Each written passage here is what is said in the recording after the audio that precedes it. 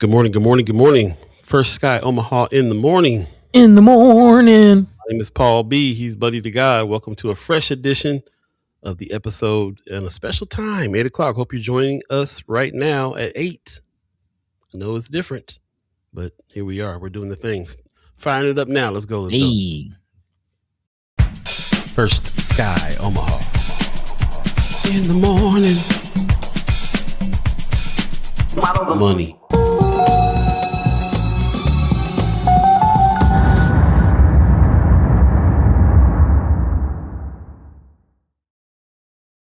Welcome once again, First Sky Omaha in the morning. In the morning. My name is Paul B. He's Buddy to God. Hey. We're coming at you on, what is this, the 26th of January. Yeah. Yep. 2026, 26 today. And welcome.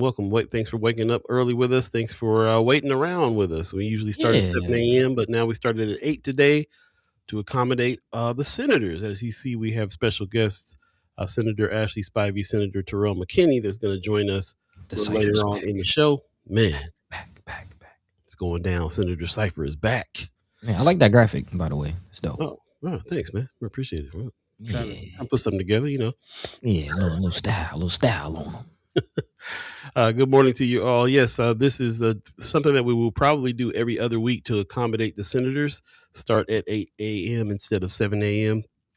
They have babies to take to school and drives up to Lincoln to accomplish and all that good stuff during the session. So I will definitely be talking to them. I hope that you get your questions ready.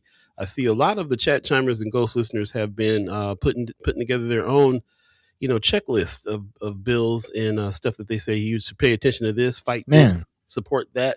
It's a lot. So, yeah, we're here. We're in the session, and it is it's interesting to see how many more people now are getting down. I hope that something that we're doing over here at First Sky Omaha is helping people start sorting some of those things out. Maybe. So, I know it's been helping me for sure. So, or at least pay more attention. We will definitely be talking to the senators to see what bills that they're fighting for and what bills they're trying to oppose when they come on. So get ready for that. And I see Ariel's 402 in the chat. Hit the like button. Appreciate you starting us off right. Make it hot. Make it hot. RG says, morning, y'all. Appreciate you. Manny Fresh in the house saying Grand Rising, Rise and Grind. What's going on, brother Manny Fresh? I haven't seen your name in a minute. Yeah. Where you been? Marla Harrison says, good morning, First Sky family. Happy Motivational Monday. That's what's up. RG says, never ending January, almost over. Man. Yeah. Cold today, by the way, but we're still looking out, still under winter advisory. It was 4 degrees below zero last time I looked. And it's only supposed to get up to in the 20s today. It's supposed to feel like the 10s because of the wind. So if you're in Omaha, Nebraska, you still got to bundle up. That's all there is to it. Y'all got hit with some snow? We did, man. And, it was low key and it was a little bit, but it was enough to have to slide around Omaha a little bit. And they didn't tell us it was going to happen. Surprise. It wasn't in the forecast. They were just like, it's going to be cold, y'all. We woke up to some the streets blanketed a little bit. A little more than cold. Wasn't happy. I say, looks like Leia Keiser in the chat. Is that Leia Keiser saying, where we at? Let me see what the chat talking about. Yeah, let's see what the chat talking about. I thought, player 21984. She's giving us a hello. Hey, how you doing? Player. Also, not Jay Hannah is giving us a good morning. All right. Good morning to you. Pop says good Monday morning and mad love from Las Vegas. Appreciate you, Pops. And Heather Williams saying good morning, everyone. Appreciate you guys getting up early with us, man. Buddy, how you feeling this morning? Feeling good. Feeling great. Let us know how this hour difference is feeling. Is it weird? Is it, a little inconvenience? Is it more convenient? Let us know. Kind of testing this out. As Paul mentioned, definitely looking forward to speaking to our senators. The first of the year. The Cypher is back. A lot of things going on with that. And just always good to talk to them. You know what I'm saying? Just catching up with our senators, especially with everything going on. Seeing where their mind is, where their head is. A lot of work ahead of them. Man. Yeah. Don't envy that job. So definitely shout out to the senators taking the time to speak to us this morning. All of you. Again, let us know. How was your weekend? Of course, the nation being hit with the winter storms. We're still waiting out here in Atlanta. I will say that's been kind of the weird thing. The stores have been crazy, mad dashing. I've been debating whether or not I want to go ahead excuse me, go ahead and get a generator, and get ready. But Yes, you should. I don't know, man. It's been like 50. I ain't talking about for today's storm. Oh, okay, just in general. In general, for sure. Okay. I will hear that. Duly noted. Duly noted. But yeah, overall, man, I'm feeling good, feeling great. Just trying to keep my eye out on the weather, see what it's going to do. It could drop at any moment. We can wake up. We got a little ice yesterday, but nothing too crazy. But again, hey, it can change at any moment, man. And definitely given today's and weather climate, yeah, kind of unpredictable. So There you preparing, go. but feeling good. How are you, man? How's this hour difference for you? Is it helping? Is it hurting? Yeah, I mean, I still kind of woke up around the same time I do, but it did help to kind of get the thoughts in mind and do a little bit of extra research on what's going on as far as community updates are concerned too. Hey, So we definitely do that. And yeah, I also want to put that out there to people. How's the time? I see Manny Fresh says y'all be starting too early most of the time. okay, Listen to you every show, but after it's over. So yeah, if you okay. sounds like a vote for the later hour to me on Manny Fresh's side. So we'll see. Marianne Williams gives us a hi, y'all. Hey, hey. Anthony Rogers Wright says Peeling the Pig Farmer is about to have a new challenger. And I'm not talking about Lynn Walls. Get the popcorn ready. Okay, okay, Let us know. Let us know. We want to have everybody who's running on the show too, bro. So man. let's hook it up. But anyway, yeah, that's what's going on with me. I do, of course, I still, even though I'm not playing much music these days, I'm still a musician, which means getting up later is better for me. For sure. But today it wasn't much different just because I'm not used to it yet. And it did feel weird for 7 o'clock to roll by and be like, yeah, wonder Mhm. who's waiting. Just Wonder a who little didn't get bit. the memo. Right, right. Yeah, yeah. But we're here. We're here now. And let's go ahead and jump into a few community updates, if you would. There are some things that are happening that I do want to highlight. First of all, there was the summit that happened yesterday, the 19th annual State of North Omaha. Actually, this happened Saturday, and I was wondering if anybody went. If you did go, I would love to hear from you. We always put that out there. If any of the chat chimers went, what was your take on it? We want to hear from you, the chat Yeah, man. chimers, who were involved in this. But as you can see, there was a lot of activity there. You might have saw it covered on Channel 3, KMTV. We'll be talking about it, and we'll talk about what happened there. So yeah, let us know. Also, Senator McKinney was there, so and Senator Ashlei Spivey was there too. So we'll definitely ask them about their perspective. And there's a lot to talk about with that because Empowerment Network is doing this transformation 3030, and I don't know how many people know about this transformation 3030 in our group. We haven't really talked about it all that extensively, but I'd like to start because it's pretty extensive. Here's a link in the chat for you to go to their website and check out what's going on there. But they definitely talked about this during the meeting, from what I understand. So we would like to dig into it more and find out what's happening. Our next chapter, Transformation 2030, is going down. Definitely check it out, and then we can kind of come and talk about it a little later. While we're on the subject of Empowerment Network, the First Fridays in the Village is firing back up. I think they just Okay. had theirs recently. Yeah. This is coming up actually February 6th for the first one. February 6th is coming up. And this is something that is a thing that's a staple kind of in a lot of cities. We even have a First Friday here in Omaha, which is in Benson, the Benson area. The Mm-hmm. BFF team puts that together every month when the weather's nice.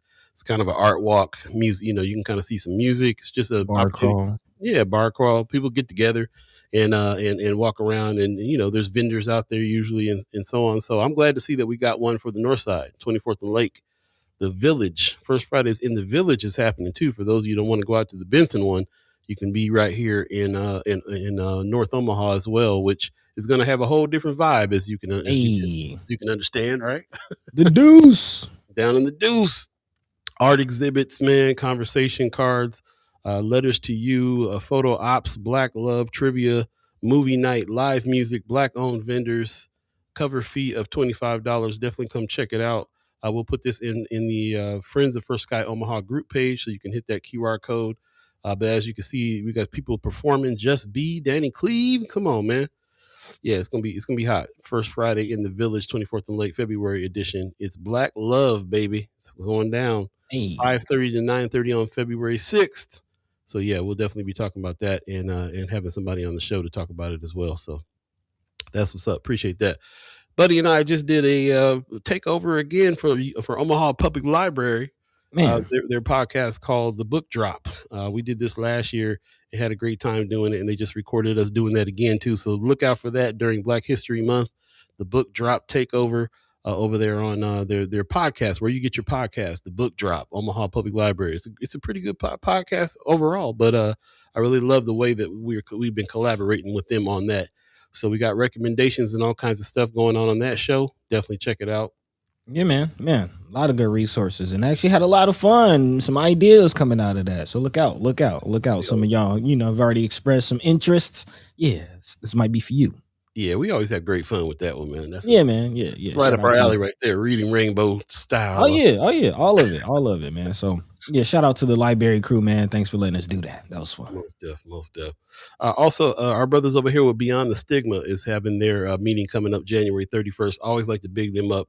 I think it's a really important thing for the men to get together and be able to talk and be able to kind of express and emote and do all the things that sometimes they can't do in their regular lives.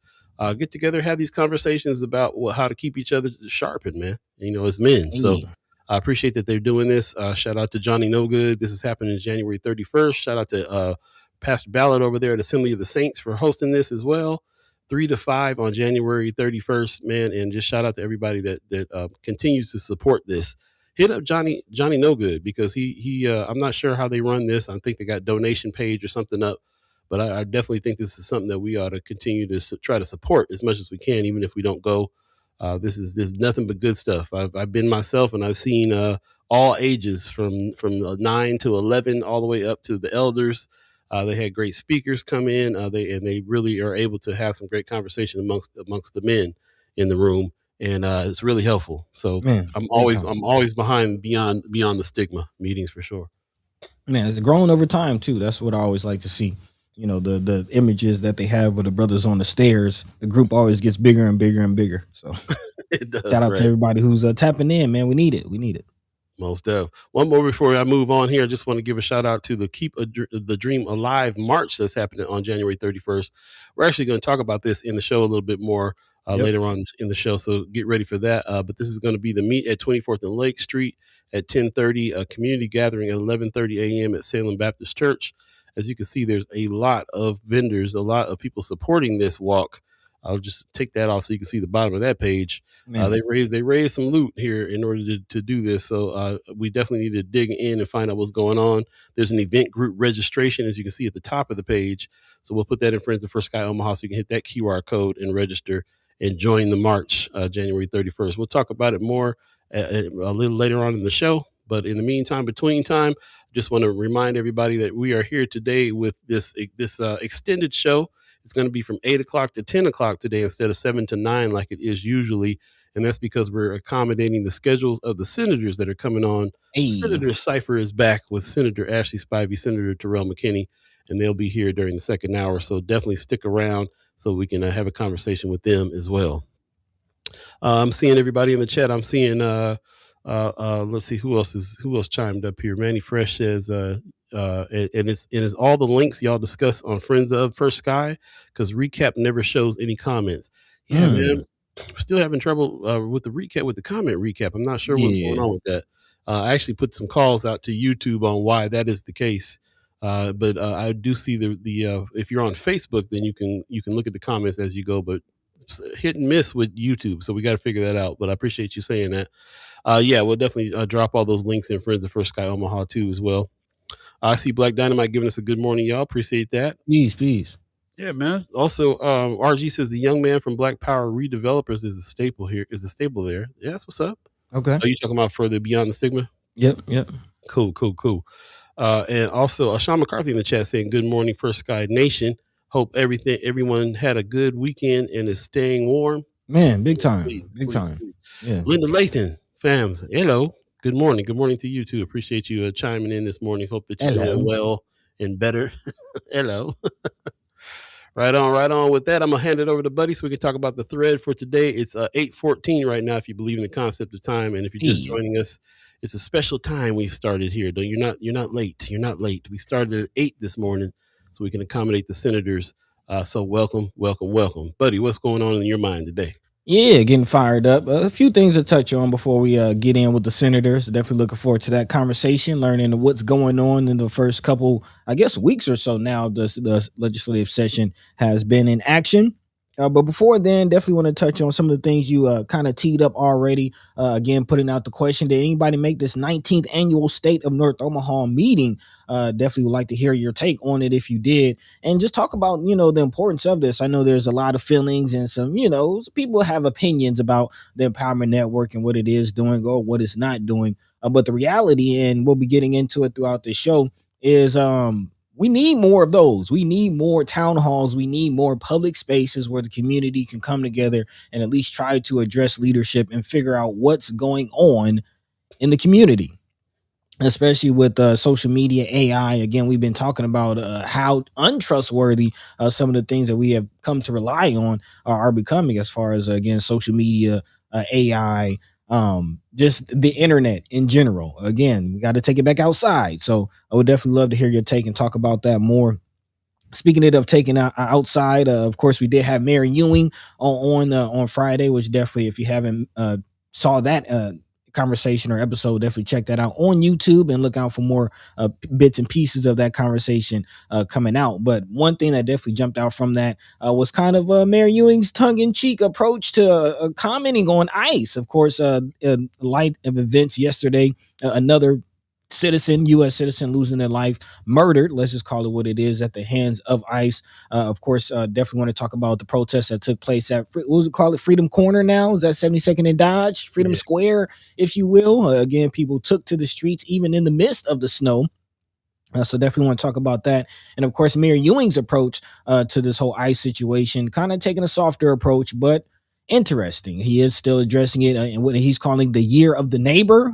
Again, going the opposite direction, trying to pull communities, organizations, people, nations together with the year of the neighbor, rather than the separatism and division that we're kind of seeing in our streets across the nation. So definitely want to continue to talk about that. And also some of the other things we have to look out for in the midst of everything going on, especially in the streets. So definitely want to touch on this whole Black Panther situation. We're seeing a resurgence of the Black Panthers in the midst of the Minnesota and national riots, and again, opposition to ICE.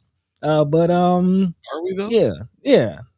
Are Are we we? seeing a resurgence? That's a good question. Are we? They're present. They're here. They're chiming up. But is it a resurgence? Is they though? Is the question. We got questions. We got questions. And yeah, we'll definitely dive into it.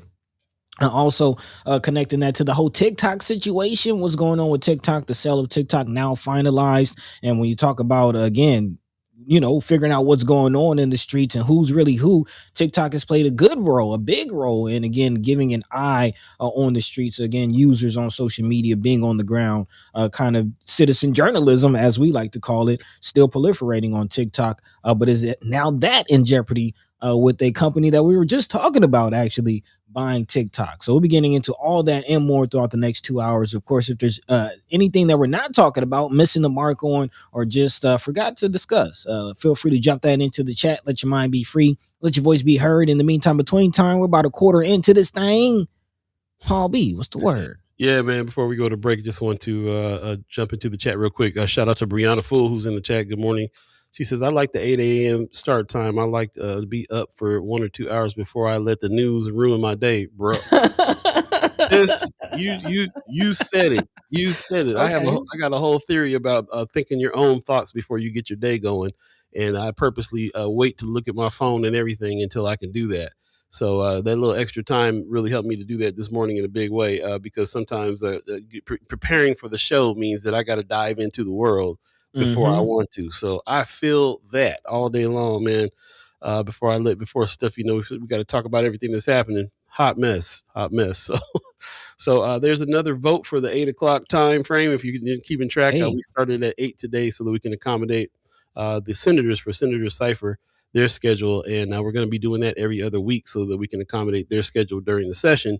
And we're kind of already kind of contemplating, should we permanently move the permanent time to 8 to 10 instead of 7 to 9? Got a couple yeses. I ain't seen no no's yet. So we'll see. Let us know. Donnell Sessions in the chat giving us a good morning and some sunshine. Appreciate that, because we need it, because it's cold. Man, Let it in. Big time cold. Also, Anthony Rogers Rice says, yes, buddy, we need more voices, not just the exact same speakers all the time, because what does that say about the community if the only people speaking are handpicked charismatic leaders? Yeah, good questions. Good questions. But I also think that the level of which we're engaged depends on us too. So it's not that they ain't gonna gatekeep other speakers out. So we just got to step up and go ahead and get in there. I appreciate that though. Anthony says, please do not call 72nd and Dodge Freedom Square. Just know.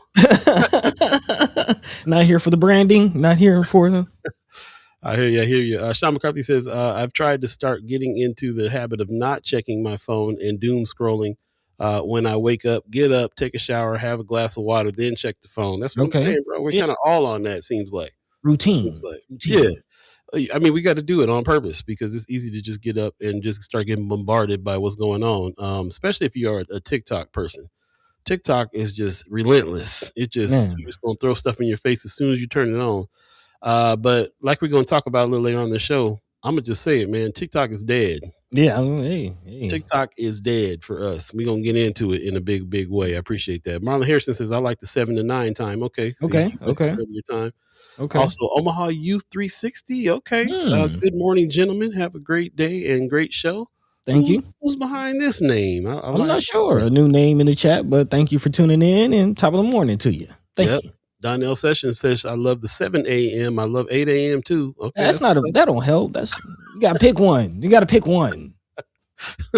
Let us know. RG says, I'm good with either time frame. Either I spend 1 hour of my work day with y'all or it's 2. Okay, got it. Okay.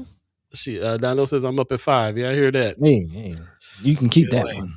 All right, we'll talk about it some more, y'all. In the meantime, between time though, let's take a quick break, and then we'll get into the discussion. And again, we're anticipating the Senators Cypher firing back up.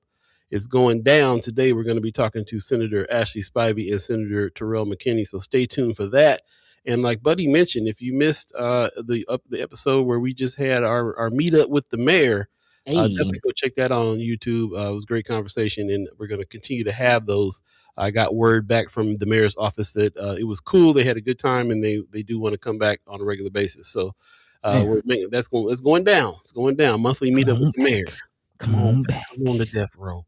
It's going down, y'all. Stay tuned. We'll be right back. You're listening to First Sky Omaha in the morning. In the morning. All Beeee, Buddy to Gawd. It's going down. Can y'all hear this music? Yeah. Okay, good. I gotta ask these days. You know what it is. Hey, we'll be right back. The other one. Stay tuned. Wake up. Yeah. Wake up. Wake up, wake up, wake up, wake up, wake up, wake up, wake up, wake up, wake up, wake up, wake up. Wake up, wake up, wake up, wake up, wake up, wake up, wake up, wake up, wake up, wake up, wake up, wake up. You better wake up from this dream. Life is not what it seems. This culture's not your reality. You better unplug or be a casualty. Cause the life that we lose in the drug and boozing is keeping us off from our greatness. We gotta spread the love and stop hating. Then rearrange these front pages. From murder and death to building our wealth. We moving in stealth. Milking the game till there's nothing left. And teaching my people to love themselves. I'm crashing on competition. That's an interference with the commission. Man, we tired of listening, so we standing up. Unification amongst us. Wake up, wake up, wake up, wake up, wake up, wake up, wake up, wake up, wake up, wake up, wake up. Welcome back. First Sky Omaha in the morning. All Beeee, Buddy to Gawd, keeping our pinkies high to the sky this morning. It's going down. Appreciate you guys chiming up and coming on in. I see a lot of people that are getting down, man. David Jr. in the chat is the name I haven't seen. Love this 7 a.m. Okay, another 7 a.m. vote. I don't know, man. We'll go back with it. Did we lose you? No, I'm here. I'm telling kids I'm working. You know, it's they out of school today. Ooh-wee. Yeah. Okay. All right. Why today? Was there a holiday or something today? What's going on? No, anticipation of ice. But I mean, it's like 50 degrees outside right now, man. Which ice are we? Oh, you talking about weather? The weather of ice? Oh yeah. I'm sorry. Got it. Yeah. A lot of brown kids staying at home because of the anticipation of ice, for sure. Yeah, not that ice. But hey, man, defrost it all if you ask me. Yeah, man. I don't know if that's where you want to start, but let's go ahead and jump on in. I appreciate you guys coming through, man. Thank you for joining us this morning. Do us a favor, share the show. If you're on Facebook, you can share it on your page. It'll be easy to do that so we can get as many people in the conversation as possible. And if you're on YouTube, do us a favor and share the link so that same thing. We can get as many people in. Send it to somebody you think might benefit from this conversation. For those of you that are new here, this is kind of we call a digital neighborhood association. We've been speaking with who we call the chat chimers, our regulars that come in and discuss the news and the things that are relevant to us in our communities and our neighborhoods right now, based out of North and South Omaha, which we've been calling East Omaha. Shout out to Kimra Snipes for pushing that about the neighborhoods. And that's what we're going to do here. And we hope that you will join us and join into the discussion and use the chat as if we're speaking to each other face to face. It's all about respect, and it's all about getting down to what we can do about these situations. There you go. That's the whole purpose of our solutions journalism approach. Wanda Lewis gives us a good morning. I appreciate you coming in this morning. She'd like the 7 a.m. too. Okay. Yeah. I got a few votes. Is that 7 o'clock start time mean 3-hour show? No. See what you trying to see how you trying to manipulate things. See, man, I always what's up with the 3 hours? I'm still trying to figure out why everybody loves the 3 hours. Do we need 3 hours? Do we just really can't need get enough? Just can't get enough. It's not enough. Yeah, appreciate you guys coming on in. Let's go ahead and jump into the conversation, buddy. What's first on the agenda this morning? Yeah, I mean, kind of teeing it up with the 19th annual State of North Omaha situation, and really, setting that up for the broader conversation of communication today, and really.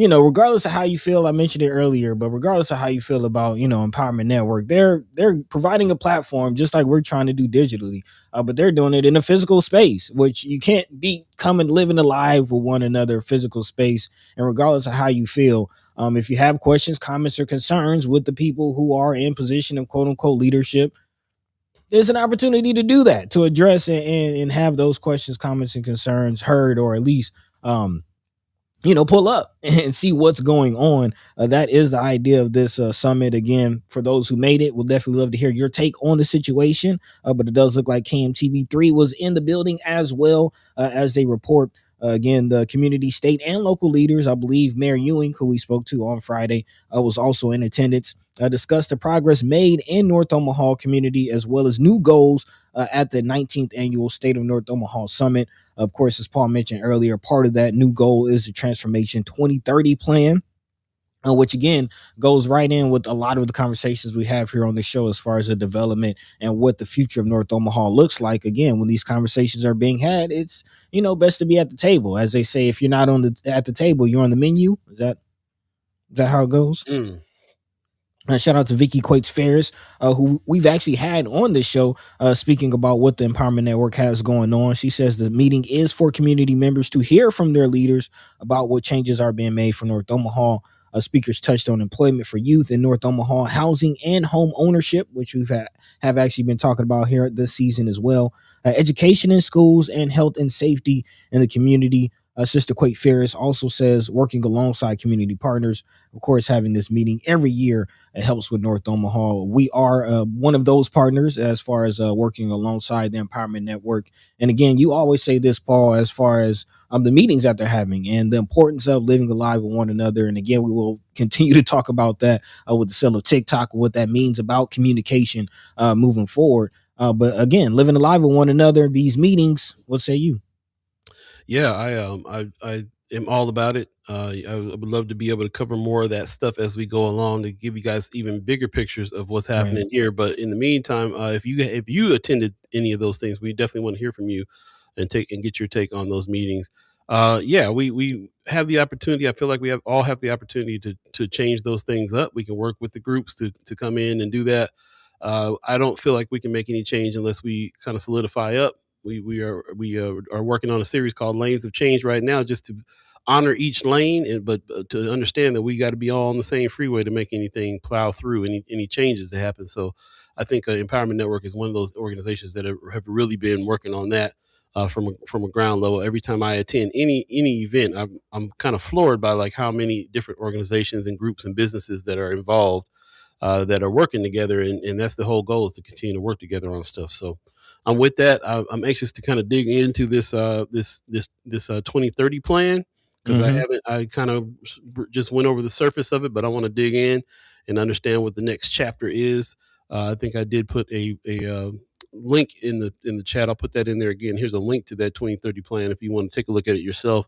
I think this is something we're going to continue to talk about on the show. So I highly encourage you to check it out, dig in, and let's see if we got any feedback on just from our group about what's going on here with this. We can offer something, offer some advice on some things, or just be involved in the first place on what the plan is here, especially for North and South Omaha. So I definitely think it's a good thing, and I'm very much with the way that they have been handling this, living alive with one another, this really coming together as groups and working together. I'm definitely, every time I go, I find another organization I'm going to personally go work with, that I'm personally want to be involved and help us do what we're doing here at First Sky. We don't know everything either. We're trying to run this and do this, and we always need support. We can go outside the community for support or inside the community for support. Right. And believe it or not, we have that. So that's what's up. So that's what I'm thinking about it. You know what I mean? Let us know what you think about it in the chat. Definitely. And you touched on two of the biggest things. Is one, feeling like a part of it. Again, having a mayor like Mayor Ewing, and wanting to transition into the year of the neighbor, and really being attentive, like really feeling the energy shift, like going from the Omaha saying of, we don't coast, it's not for everybody, and like really feeling that energy, to having a mayor who's like really intent, really vocal about including everybody, and not just vocal about it, but doing it. Like you see Mayor Ewing everywhere, really. He's been on the scene, and what this means for, again, the whole ICE situation, and just as a community, how are we going to navigate through where this nation is, and together really is the only way. So I say that to say, one, definitely, if you haven't been going out to these meetings, just go once if you haven't ever been, to see what it's like, to see what's really going on. And again, if you have any comments, questions, concerns, if you disagree, if there's opposition, you can't say that they're not outside and you don't know where to find them. So there's that part. And not just that, man. What gets me is that if you don't want to have nothing to do with them, they ain't stopping you from doing nothing. That's what's killing me too. That's a good point. I think there's a lot of folks that kind of feel like they are taking resources away, and this is all happening in addition to what's going on, and that's the thing. If it's not your bag to get together with them on stuff, they're not going to block you from anything. Like, you can still do what you're doing with your time, energy, organization, group of people, whatever. You know what I'm saying? Like, we don't have to be connected to them at all. We would still be rolling with First Sky the way we roll. Yeah. Matter of fact, we didn't even reach it. Like, they reached out to us. Like, I think what you guys are doing is important. Let's figure out how we can get together. So it's just like I don't see the point of us continuing on to do so much kind of just fighting inside within each other, within this community. Something about this Black Panther Party stuff has got me really on that too, because we'll get to it, but just trying to see, like, how do you pull people together, pull organizations together and organize, and what makes a legitimate organization? What makes it look? What makes us all feel like we're on the same page and can organize? It's a real kind of it's a real thing that we got to try to figure out, because we always say this: we're not outnumbered, we're out organized. Okay, well, to me, one of the first steps of being out organized is this idea that we can't get together or trust each other to get together, or set boundaries for us to be able to get together and work, and still without having to have 100% trust, or whatever the deal is, in order for us to get together. How do we do that? What does that look like? And what does an organization look like when they're legitimately doing that? The legitimacy of that organization, what does that look like? So how do you trust that?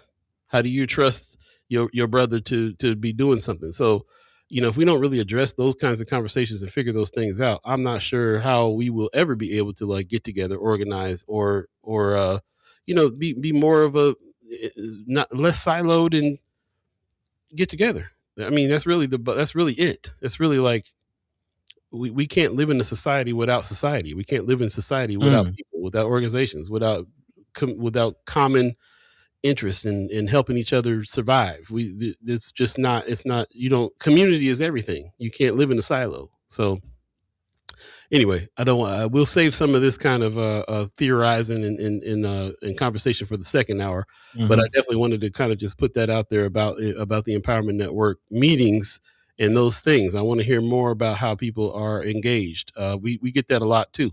A lot of times people hit us, and maybe not on the chat, but maybe in a private message. Yeah, we're down with the Empowerment Network, what they're trying to do. We can see this. It's almost out of fashion to say anything against them. You know, if you or for them. So you know, you always it's the loudest voices that are against these kinds of organizations that we are hearing all the time. But behind the scenes, hundreds of organizations, people, and businesses are connected and are benefiting from the connection with each other. And if there's a central organization that's kind of facilitating that, why not?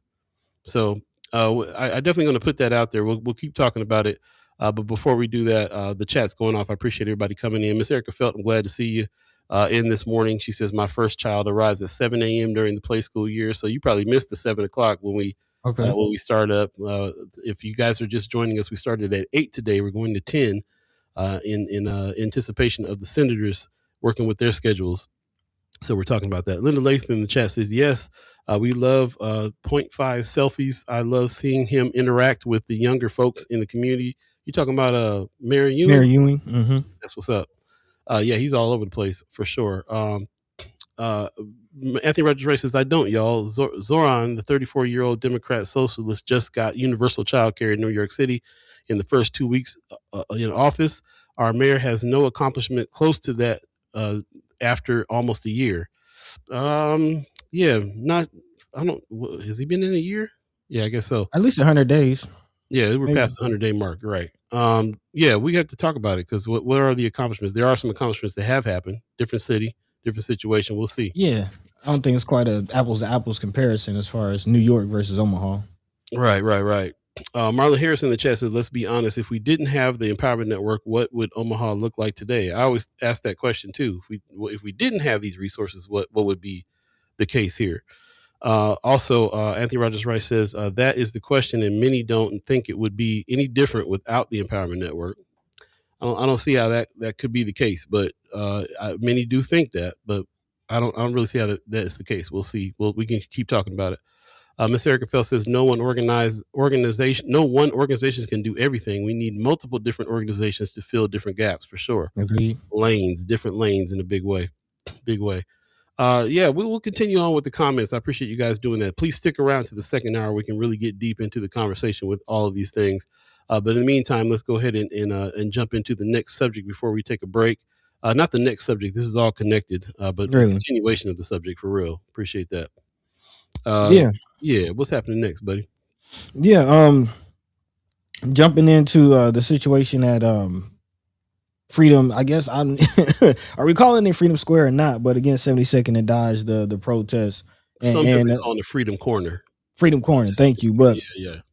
Again, the connection and really what I was getting at as far as with Mayor Ewing, and you know, I appreciate what you're saying.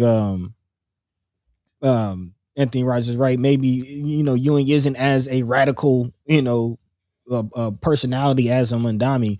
But again, I'm personally liking what I'm saying as far as leadership. He does have this the leading the Keep a Dream Alive march coming up the 31st. So definitely look out for that. But also just the plan in the year of the neighbor is what he's calling it, which I'm pointing out, and how he plans to. I'm kind of, you know, respecting how he plans to navigate this whole ICE situation, because it is something that, of course, the city, the people are responding to. There was just, again, a protest on 72nd and Dodge in response to the shooting, another shooting that happened in Minneapolis, Minnesota, which is right up the road. And I'm actually curious, Brother Anthony Rogers, right? Are you still out there? Are you still out there in Minneapolis? I know you're recently out there. If you are still out there, you know, what's the temperature on the ground? What's it looking like? But 1 second, this article doesn't want to load. While you're doing that, just want to give a shout out to Ricky Smith in the chat. What's up, Hey. bro? Appreciate you. I'm glad to see you on your feet. I'm glad that you came in. He said, "Good morning. Have a great show, gentlemen." Appreciate you, man. We were definitely trying to follow your story there, see what was going on. So, with you, we're Yeah, happy to see you back healthy for real. man, big time, big time. But thank you for holding it down for that. Again, KMTV3 is reporting. Excuse me. On this situation, hundreds of demonstrators have gathered at the intersection of 72nd and Dodge with one clear message. They want ICE out of Omaha and Nebraska. This marks another anti-ICE protest in the metro, of course, following recent events unfolding in Minneapolis. The videos are terrible. It is unacceptable for a person in government to commit such a heinous act, according to Patrick King, who's one of the protesters. One of the organizers, Tim Goodall, said they stand for ICE out for good, referencing recent incidents, saying we stand for ICE out for good. Renee Good, Alex Preddy, who was the other gentleman who was killed by ICE. Any of the murders that have been happening, we can't stand still for this. Beyond the protest, organizers share messages encouraging neighbors to contact their state representatives who share their concerns about ICE operations in the area. And this is something I would definitely ask the senators later on as far as the ICE contract with the McCook situation and what's the update on that. Of course, there are, as we know, when we ended last season, there are individuals being held there already. We know earlier this season, this year, there was already ICE raids in Lincoln. So again, as far as leadership coming together, communication, all of these things, it's coming to a head. And what does that mean for Omaha, and how will Omaha and really all of us navigate through all of this? Paul, what say you? I see the chat's going off. What do you think? Yeah, big time. Speaking of Lincoln, real quick, Linda Lathan is saying Lincoln was out in solidarity as well. Not just protest in Omaha, but Lincoln was out there. Check out the Jazari Kowal show. Yeah. We had Brother Kowal on the show last season. We definitely gonna have him on again and talk about that. He's kind of the one that we get a lot of information from when it comes to what's going on in Lincoln as well. So shout out to Jazari Kowal. And not just what he's doing with the media, but also, the way that they were part of the protests and stuff during Freedom Summer and all up until now. So there's definitely some heads out in Lincoln that are holding it down as well. We appreciate them. Also, we appreciate everybody who's in the chat. I see Jason Whitmer in the chat as well. We spoke to him last season too. Jason Whitmer from ACLU saying Empowerment Network is phenomenal. Also, Bree Full from the school board, OPS school board. The connection that Empowerment Network is making is great, but their close partnership with OPD and their unwillingness to call out the police in a real way worries me. Yeah, I think that I have a different style on how it is that I'm going to call out the police, but I can also appreciate the way that they're trying to work with the police on one level. Like I said, it's all lanes to me. I think that their particular lane has to work a little bit differently than some of the other lanes that we're in. When I think about people like Sherman Wells, I think about Brother Kasim, who, if you haven't seen Brother Kasim's page lately, definitely go there. He's kind of made some statements about ICE, about the police. Same with Sherman Wells. This is all, we all are calling out the police in the same way we're calling ICE. So there's a lot that can be said for how they work as well, but how we work as well, like what we do. They're not going to stop us from speaking out in the way that we are. Also, in the chat, I'm seeing Anthony Rogers Wright kind of going in. Linda Lathan saying earlier that universal child care is, where was that? She said universal child care is a bad idea, though. Universal child care, radical concept, though, according to Anthony Rogers Wright. Again, somebody else said that, it was Marianne Williams says, did Mandani take a vote before implementing child care, or did he just do it? These are all great questions about that. I do like the comparison. We do need to talk about what people are doing in other states and how they are faring over there too. I know there's more of a Democratic state over there in New York than it is here, so they're going to have different challenges. But it is interesting to definitely see what's going on there for sure. So we appreciate that. But yeah, just I'm thinking about the situation. We kind of are jumping around here because of the chat. But we also, we're this is all kind of connected in the first place. So we're all feeling this connection between all of it. So I appreciate everybody's comments on that. I'm not going to go into every comment here. But definitely take a look at it. Go back and take a look at these comments as well. There's some people talking to each other in the comments. That's great too. Yeah, let's continuing on. I mean, we have to understand that we're gonna all put our opinions and stuff out there and really kind of figure out how we can. What the connection points is what the problem is, or what the goal is for me. Mhm. So those connection points are there, which means that there is going to be some discussion about where we disagree, and that's cool. We all do that. Miss Erica Felt right now saying we disagree. There are different ways universal child care has been implemented. New Mexico has it right. I love the fact that we're looking at other places that are doing it, so we can kind of figure out how we can do things here for sure. Yeah. I would say just on the universal child care situation of it all, just the sheer size difference between New York and I think the child care situation as far as Nebraska goes is something that's been addressed on a more state level rather than a citywide level from Mayor Ewing. I think that's nothing that's really within his purview versus Mondami. But again, I don't think also it's a radical idea as far as universal child care. But when you're, comparing Democratic socialists to a former police officer and Mayor Ewing, then it is a little bit more radical, what some would call, is my point. But at the end of the day, it is all connected. Speaking of, healthcare and things, reminding the people that our healthcare or the lack thereof is what's paying for this ICE situation, is what's paying for these ICE raids, this was paying for the ICE activity. And it's not just going to stop at Minneapolis. I've seen, videos, reports of, vehicles being seen here in Atlanta. Of course, we have already talked about what's going on in the Omaha area. And again, how are we going to navigate all of this? And really, is this the conversation that we should be having? Is this really the focus as far as what ICE is doing? Or should we take this time to build something else, which ultimately in the next several hours or hour or so, this conversation is going to go. But as far as what's going on in Omaha, and do we have the leadership, to help us navigate through that, I think is the big question. Of course, at the state level, we know where Governor Pillen lies. That's Trump Jr. Let's just call it what it is. So at the lower levels, do we have county leadership, municipal leadership that will again help to combat some of these things that we're seeing coming down the pipe? Is the ultimate conversation, the ultimate point of what we're talking about. And is Mayor Ewing the one to do that? Again, I haven't really heard you answer it directly, Paul, but the whole concept I mentioned, his year of the neighbor, you kind of talked about that a little bit. What do you think about his approach on that and what that is a little bit? I don't have a thought fully formed on that yet. I'm actually I want to dig into this year of the neighbor a little bit more to see. The one thing that stood out from when we spoke to him last show was him pushing the year of the neighbor. And then I posed the question, is this kind of you low key letting us know how you feel about what's going on with ICE? And he was like, I could be saying that. Right. So this definitely is part of his response to that in this kind of positive direction here, where we're going to concentrate on small business in July, students, frontline workers, elder Omahans from around the world, one Omaha.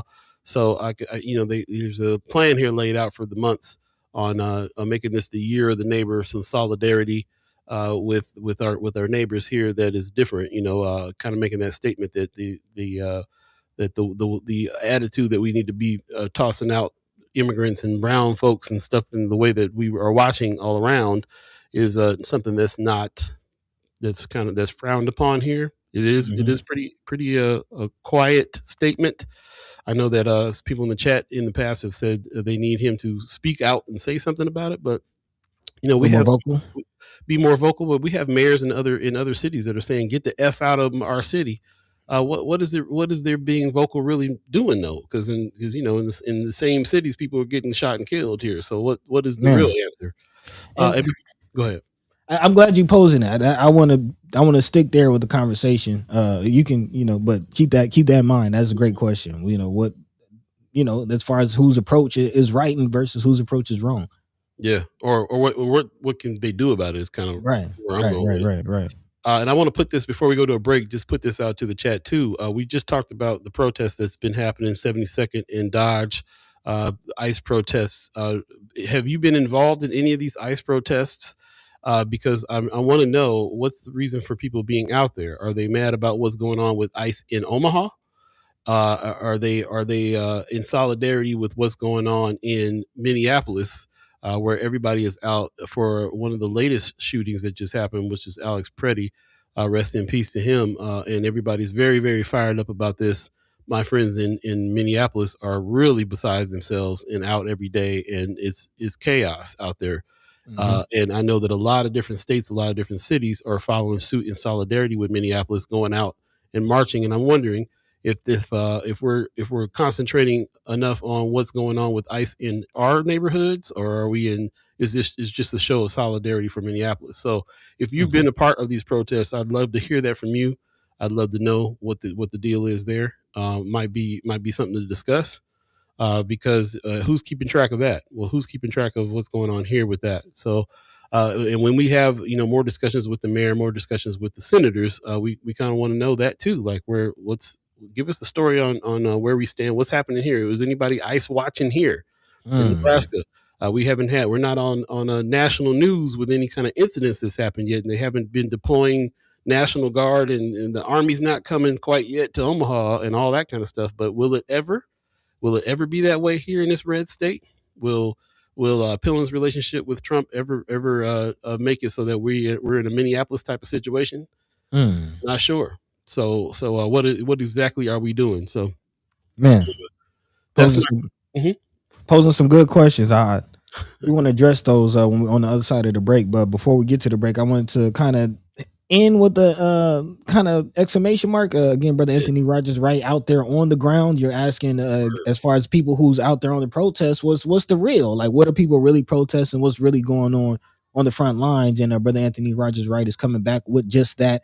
He says the big takeaway from Minnesota, they want folk to know, is that there's response to what's happening in their city is not spontaneous and the result of decades of local organizing infrastructure. And on that note, actually, there's a map on Friends of First Sky that shows just how closely in proximity these shootings are to the George Floyd situation. Again, just a 10-mile drive or 10-minute drive, 2-mile radius from the George Floyd scene, again, where Brother George Floyd lost his life, where these other 2 ICE-related shootings have happened. So again, this is literally the same community being traumatized by police brutality years apart. But again, we're talking about the same community. Like, just imagine just Ames Street, just that small area dealing with all of these national stories. Thank you, Paul, for pulling that up. Again, a very, very small strip of land where all of these things are happening. So again, as Anthony Rogers, right, I reiterated, saying this is not just spontaneous. This is not just a response to what's happening in ICE.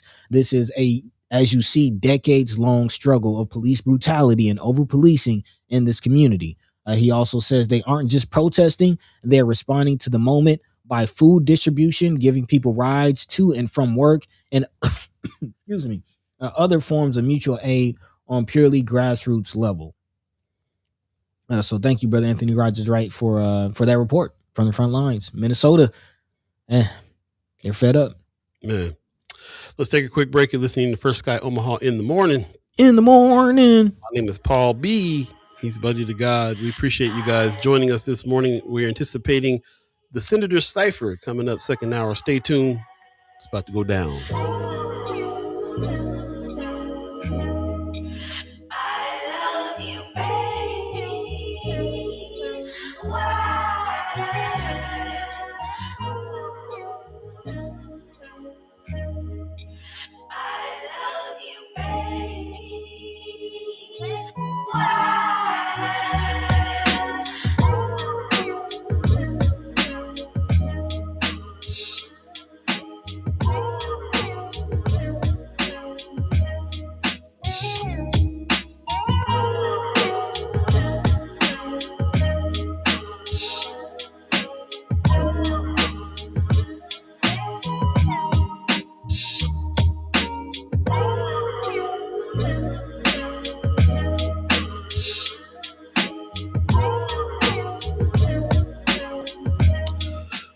Welcome back. First Sky Omaha in the morning. In the morning. My name is Paul Beeee. He's buddy to Gawd. Hey. We're dealing with this cold weather out here in Omaha, Nebraska. Buddy is anticipating the weather hitting in Atlanta, Georgia. Yeah, man. Big cold front going on everywhere. Check on your people, check on your family all the way down south. they're getting hit with this crazy winter weather. Yep. And we appreciate you guys joining us this morning. If you're just joining us, the show is going until 10 o'clock today. We're going 8 to 10 instead of our usual 7 to 9. And that's because we're anticipating the Senators Cypher coming back. We're trying to accommodate the senators and their schedules. And that's why we're changing the time on every other Monday now so that we can do that for them. Give them a chance to take babies to school, drive up to Lincoln, do all they got to do for the session. Senator Ashlei, Spivey, Senator Terrell, McKinney will be joining us in the second hour. That's after 9 o'clock. In between 9 and 10, they're going to be joining us. So stay tuned for that. Get your questions ready. And appreciate everybody that's joined us here. Thanks for the lively conversation and the back and forth here. I really appreciate everybody who has chimed into the chat this morning and also who has shared the show on their page. So that we can get as many people in the conversation as we can as well. As things are firing up, for those of you that are just joining us, we were talking a little bit about what's going on with the protests. There's no getting away from it. We have to kind of talk about what ICE is doing in this country. We have to talk about the way that our communication is getting is under attack. And we have to keep on, our job as communicators, we have to keep on looking for ways to communicate with each other. Once different communications styles get shut down. I know that I teased in the first hour here a little bit about this TikTok story that we're going to talk about. And I've been saying TikTok is dead. TikTok is dead for us. And we're going to talk about why and what's going on there as well. We're also going to continue this conversation about what it is that we can do, which is kind of the reason why we do what we do here. We have to discuss the news. We got to figure out how we feel about these things, what we're interpreting, discuss them together so we can bring in other points, other viewpoints, other experts that are coming in to add to the conversation. And then once we get a consensus of what's happening, figure out what to do about it, how to get together and do things about it. And that's what this point is here. So appreciate everybody that's on that mission with us as well. And we're going to go ahead and continue on as we get to the second hour here coming up of First Guy Omaha in the morning. Again, I'm Paul B. He's Buddy to God. Hey. And shout out to you, all the chat chimers, all the ghost listeners as well. We are teasing this idea of starting at 8 and leaving that 7 o'clock hour, right? So far, we have a couple people that said 8's good. And I would say maybe 1.5 people that say 7 is good still. So we're still kind of taking a kind of unscientific vote on whether or not we should move to 8 o'clock permanently in the morning. How does this work for y'all in the morning? I know a lot of you guys come back and listen to this later on in the day. So is it getting in the way of your morning to start a little later, or should we keep it at 7? I'm gonna keep putting that out there until we get some more answers on that. Let us know. Appreciate that. Before we get to the next story, Roscoe Wallace in the chat. Hey. I appreciate you getting up early with us this morning. He says, "Good morning, men." He says, this will be a different summer with most organizations positioned to move together. Empowerment doors are open to the community. So come in the room. We do hold everyone accountable. We just believe in accountability through dialogue and solutions. I invite you to join one of these Wednesdays, talking about the 360 meetings. It says we are now working for accountability and solutions with OPA to establish safety for us all. Okay. Yeah, appreciate you coming in, letting us know about that for sure. Were you able to make the meeting on Saturday? This 19th annual State of North Omaha meeting. If you did, drop us a sentence or two about what you thought about it and your takeaways too. So I appreciate that. And everybody else who's here, I see Marianne Williams saying Wall should have deployed the Guards sooner to protect the protesters, but better than late than never. Talking about what's going on in Minneapolis, we got a lot of thoughts and opinions on that for sure. We were kind of wondering if Trump was going to employ the National Guard for the opposite reason. So yeah. I know they got to kind of weigh that as well. There's a lot going on there. Marlon Harrison says, "Let's speaking out and not letting foot off the pedal." I hear that. Says, keep speaking out about what's going on and not letting the foot off the pedal. This is not 1953 where they can spin the narrative. I don't know, bro. They can spin the narrative a little tougher these days than they used to be able to. That spun narrative gets out a whole lot farther than it used to back in the day. I feel like now, and there's a whole lot of spinners. We got to keep talking about communication. Yeah, actually, I want to pick it up right there. looking back at a question you asked before the break, as far as Mayor Ewing's approach, and we're talking about Mondami and some of the other approaches. Somebody mentioned Mayor Johnson out of Chicago, and just not just the mayors, but all of us. How do we respond? What can we do in this? And to be honest, you got to be strategic. Regardless, I really can't fault anybody on how they're doing what it is they're doing, whether it is very outspoken and boisterous, or more quiet and strategic, like Mayor Ewing in the Year of the Neighbor. It's a very subtler approach, and of course it's obvious what he's speaking out and against, as far as you called it. Is this your opposition to ICE?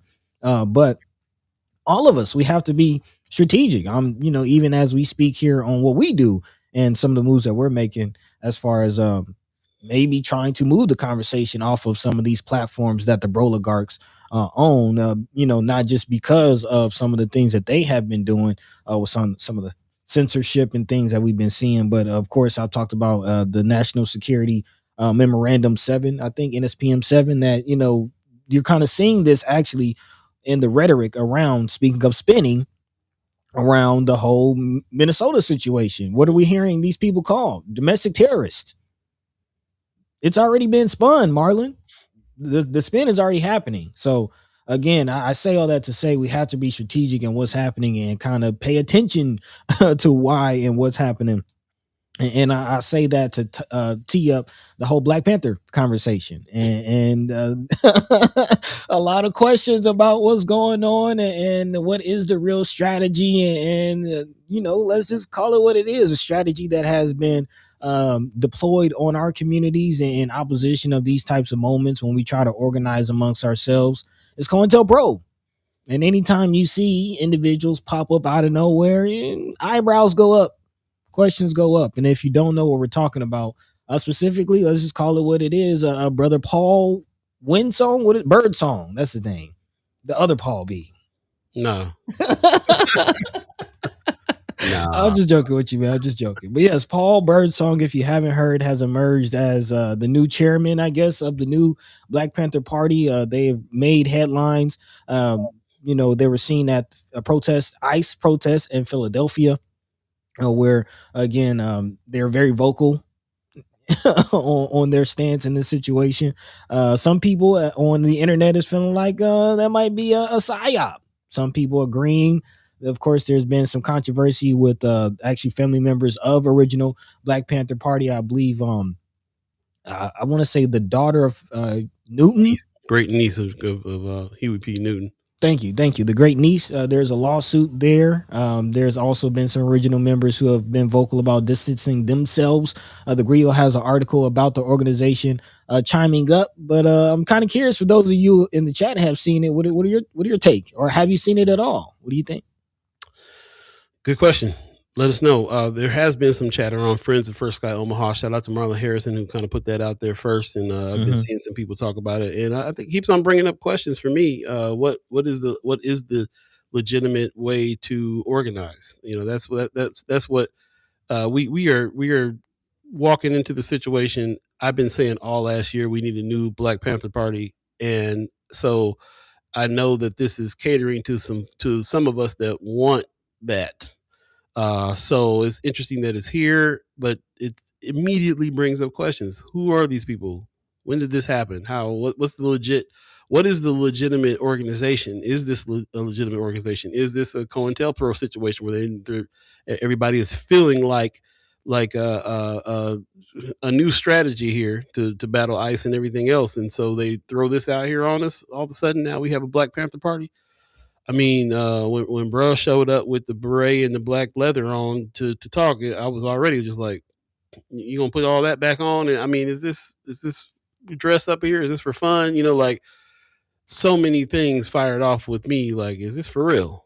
I'm not really sure about none of this. Is any of the elders from the Black Panther Party back in the day co-signing this?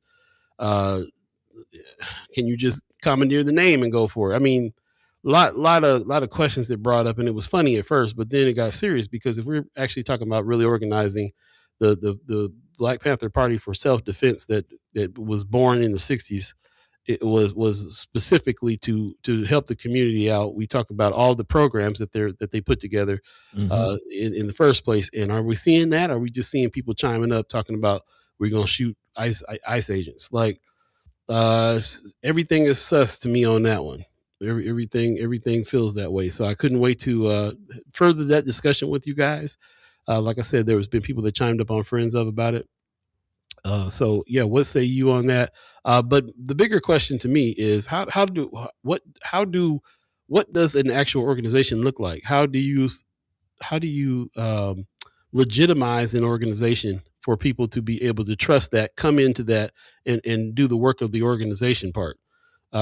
Because this is not the first time like a new chapter, quote unquote, new chapter of the Black Panther Party popped up.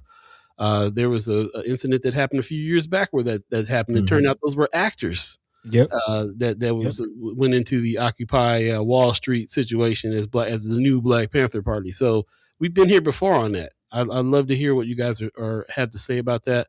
And my last little thing about that too is I don't spend too much time being like prove who you are. Just like prove it by doing what you're doing. Like what is your organization doing?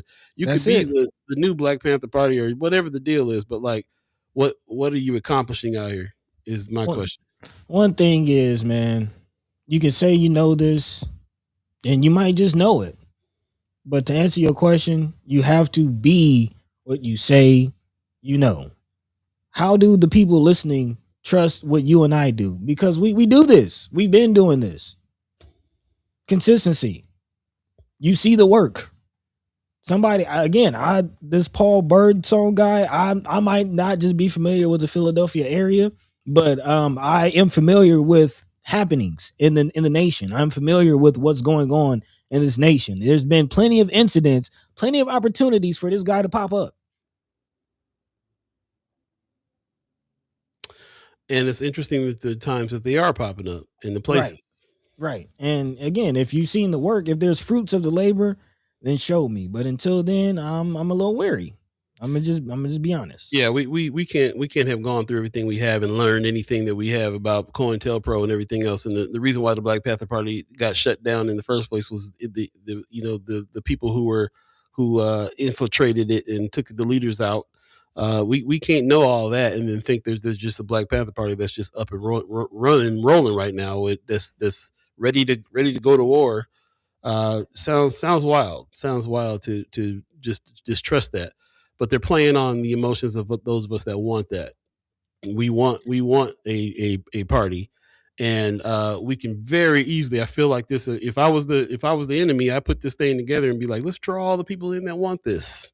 And that is where the next story comes in. The whole point of this, as far as the ICE situation and what is this really about, and if this was really all about immigration, then why are Sioux natives being taken and disappeared? Why are U.S. citizens not only being murdered in the street, but also being apprehended and taken and disappeared? And now, why is CBS reporting this new ultimatum that has been sent from Pam Bondi and the Trump administration to leadership in Minneapolis and Minnesota, specifically Minnesota Governor Tim Walz, who has been asked by Attorney General Pam Bondi to let the federal government access the state's voter rolls and public assistance data as tensions flare in Minneapolis. Again, basically saying holding it hostage. Basically, like, yeah, we'll take ICE out and stop brutalizing and terrorizing communities if you give us your voter rolls. If you get us access to your voter information, which is a whole nother can of worms as far as, again, surveillance and what this all is really about, being control. Interesting. I am hearing a lot of people say that. Alternative press, a lot of people are saying that. This the timing of that is interesting. You gonna stop the ICE rolling through Minneapolis if they turn over the voter rolls? Then don't you? It sounds like you have the power to stop that now, or is it even about immigration? If that's the case, yeah, that's wild. Yeah, in a letter sent to the governor on Saturday, Pam Bondi wrote, I am confident that these simple steps will help bring back law and order to Minnesota and improve the lives of Americans.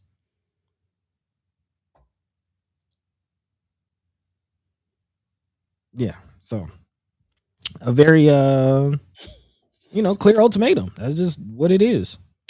Just to remind you guys, we are in the second hour of First Sky Omaha in the morning right now. So that means we kind of let it loose so we can have a little bit looser conversation here and we can kind of get deep with it. So I'm anxious to. I can see it on your face, buddy. What is it? What is it that you're thinking about this this situation? It seems so blatant and obvious. It don't even seem like they hide stuff no more. Again, just to reiterate, they will stop ICE from terrorizing Minneapolis if Minneapolis turns over their voter rolls. Blatant. Why? What are they planning on doing? I heard a lot of people say that the Trump administration feels like they will not win another election unless they do something to stop it from happening, or do something from what else what would you need the voter rolls for? Not just that, but if Trump remains president, then he doesn't have to be held accountable for his crimes. If he does lose and is again not president, then the presidential protections that the Supreme Court passed a couple years ago no longer apply to him. Man, dude. And ultimately, that's what I think this is about. Trump trying not to get impeached and trying to stay in office as long as he can to avoid jail. Him personally, but I also think it's also the party that is trying to stay in power. Because again, there's not, we always talk about Trump. He has an effect, but things don't go down unless all the other outside or all the other organizations are following his lead on, or taking, like the Democrats just voting to fund ICE that just happened. If there's not people that are behind all this, then it's not happening. So we got to remember that too. He might be leading this. He might have this effect on people and so on. But it's really, how do you employ anything? How do you enforce any rule? Well, you have enforcers that are following you. So these are people out here that are doing these things because they feel the same way that he does. He's actually just really representing what it is that they think and feel in the first place, and they're taking this opportunity to take power, and they want to keep it. Pretty much. Yeah. That's it. It looks like you're gonna go to the chat. The chat is somewhere else, so I just wanted to break it up a little bit. It's 9:12 right now. It's weird that it's after 9. It's 9:12. If you believe in the concept of time, we started at 8 o'clock. We're going 8 to 10 today because we're trying to accommodate the schedule of the senators. If you're just joining us, we are going to be speaking to Senator Ashlei Spivey and Senator Terrell McKinney today. The Senators Cypher is back, and every other Monday when we have it, we're going to be doing the show from 8 to 10 so that we can accommodate their schedule. So stay tuned for that. A lot of these questions that we have right now, we can put to them a little bit later on when they come on. So in the meantime, I want to jump into the chat real quick, and I appreciate everybody that is in the chat talking about everything that's happening. Anthony Rogers Wright says that they are spinning the F out of the narrative. Look at what they are saying about Brother Alex Preddy, despite what we saw with our own eyes from several different angles, if you will. Shout out to Brother Kasim that got on. He was like, I watched the videos. It is murder. He's just going to call it what it is. And even the president is saying criminals don't take guns to protest and just walk around with guns.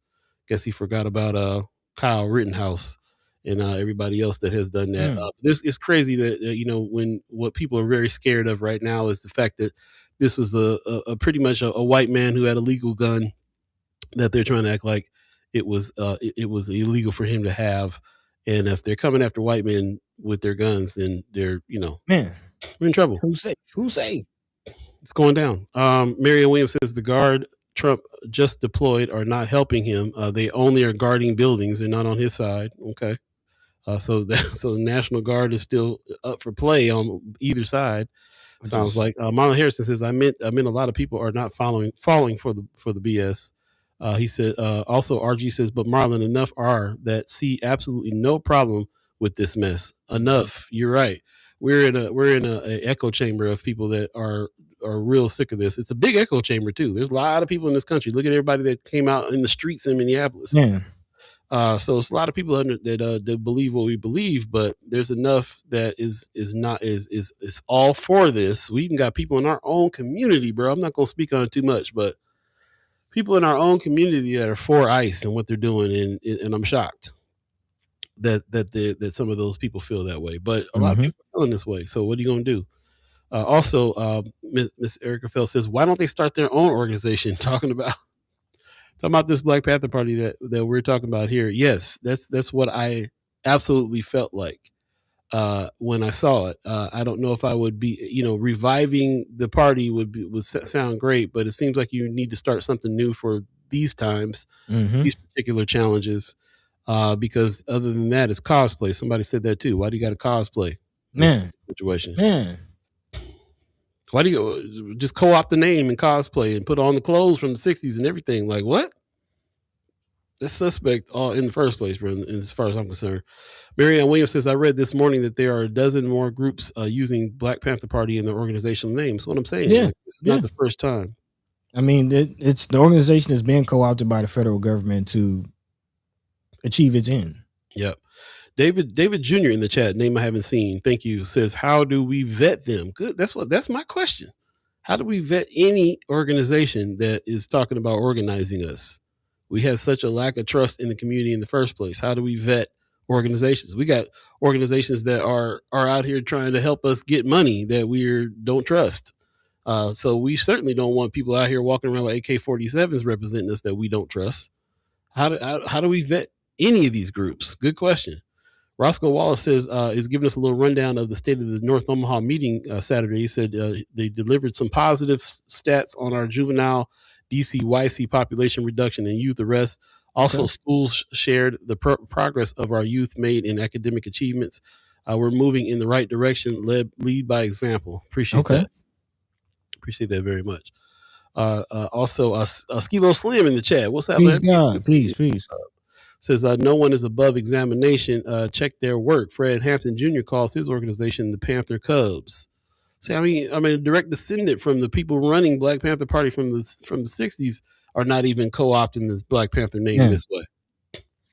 And we've seen the work that Fred Hampton Jr. has been doing for decades now. Decades. I was just talking about him. The way he. You guys. Some people forget that when Dave Chappelle did his block party. That's the first time a lot of us saw Fred Hampton Jr. up there speaking. You know what I'm saying? And he had been doing work decades before that. So there's some people that are doing work from the party. And yeah, we got to figure this out. Miss Erica Fell says, I feel that if their intent is correct, why you need to cosplay? Right. Why can't they create their own org? That's what's up. Marianne Williams says, Kasim Shabazz doesn't need Black Panther Party in his organization name to do the kind of work the OG BPP did. That's right. He got a whole new organization, the Black Agenda Alliance. But you see the energy, you see the spirit is still the same. It's just original. David Jr. is asking, what do they do with the voter rolls? Good question. We would like to see what they want to do with that. Why do they need them? Why do they need all of our information? By the way, when we get to this conversation about TikTok, we got to talk about that because the new terms and service that you sign in order to keep using TikTok wants to know your political affiliation, your sexual orientation, and a whole bunch of other stuff. So let's get into that. Let's wrap all of this up and jump into that. Let me get a couple of more of these comments out first. Real quick. Appreciate that. Marlon Harrison says DT and his goons want to run the country into Russia, and a lot of people are fighting back. A lot of people are. I feel that. Anthony Rogers Wright says 22nd Amendment. He's not going to be impeached. I can kind of see that too. Marianne Williams says Trump can't run again. We need to always talk about the illegality of that.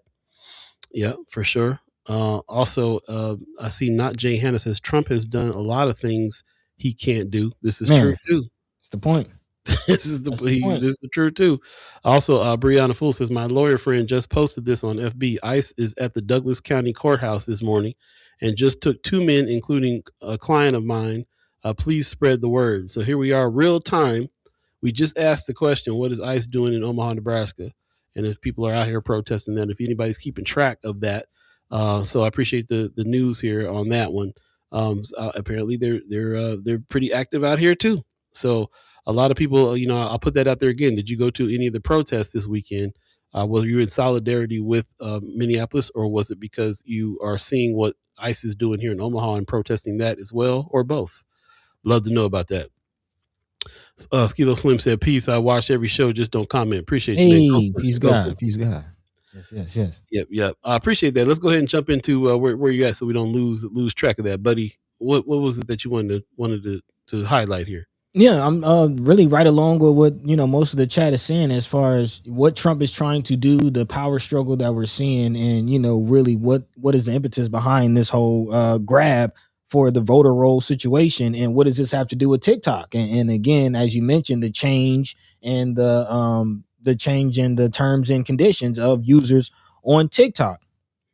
So to answer the question that's been presented in the chat as far as what's the whole idea behind the voter rolls, I think a lot of you kind of already peeked between the lines, but as they are saying, what their reasoning is, Pam Bondi said the federal government needs access per CBS News to state voter roll data to quote unquote confirm that Minnesota's voter registration practices comply with federal law.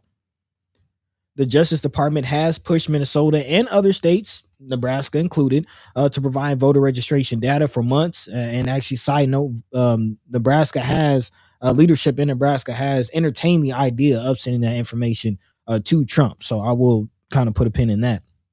As far as Minnesota, they have been on the other side of the spectrum fighting against this, so much so that the article says the federal government has sued Minnesota to get access to that information last year. However, the department typically hasn't tied that push to immigration enforcement efforts in Minnesota in the past. So their reasoning is still vague, if you will. But it doesn't just stop at voter information. Also, Bondi demanded that the state share records on Medicaid and SNAP information, also known as food stamps, so the federal government can quote unquote efficiently investigate fraud as the Trump administration focuses on alleged fraud schemes in Minnesota.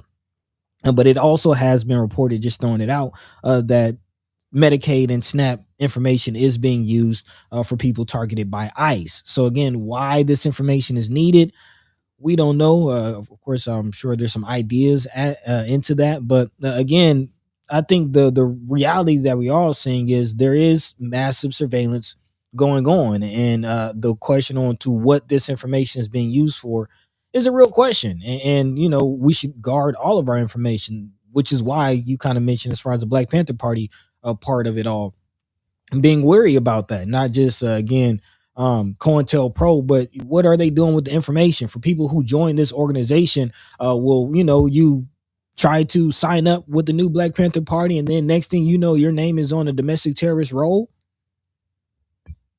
What's really going on with an organization that you're not sure about? Right.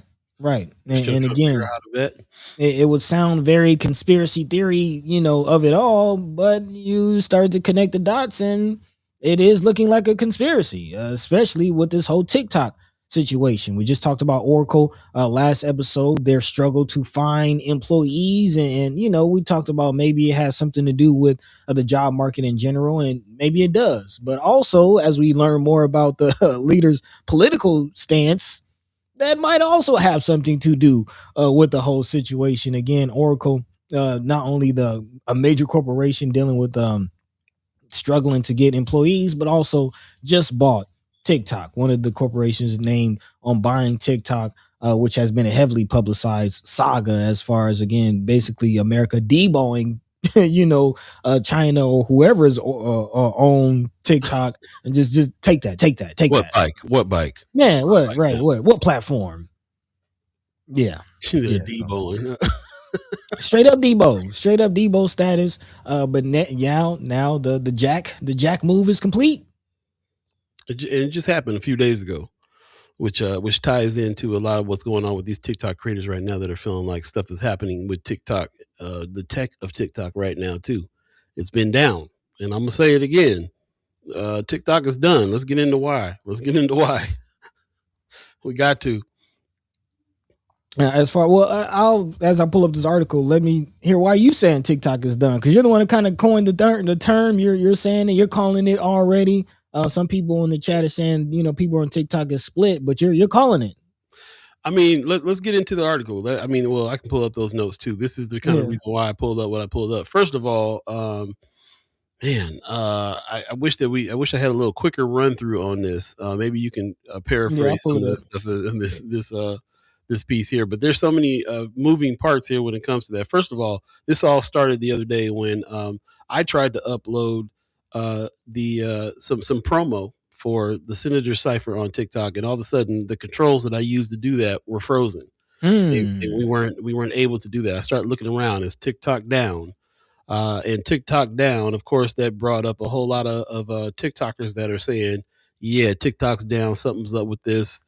Real funny about the timing because the Oracle cast just copped it, just deboed it the other day, and that is right. The conversation has been rising on that.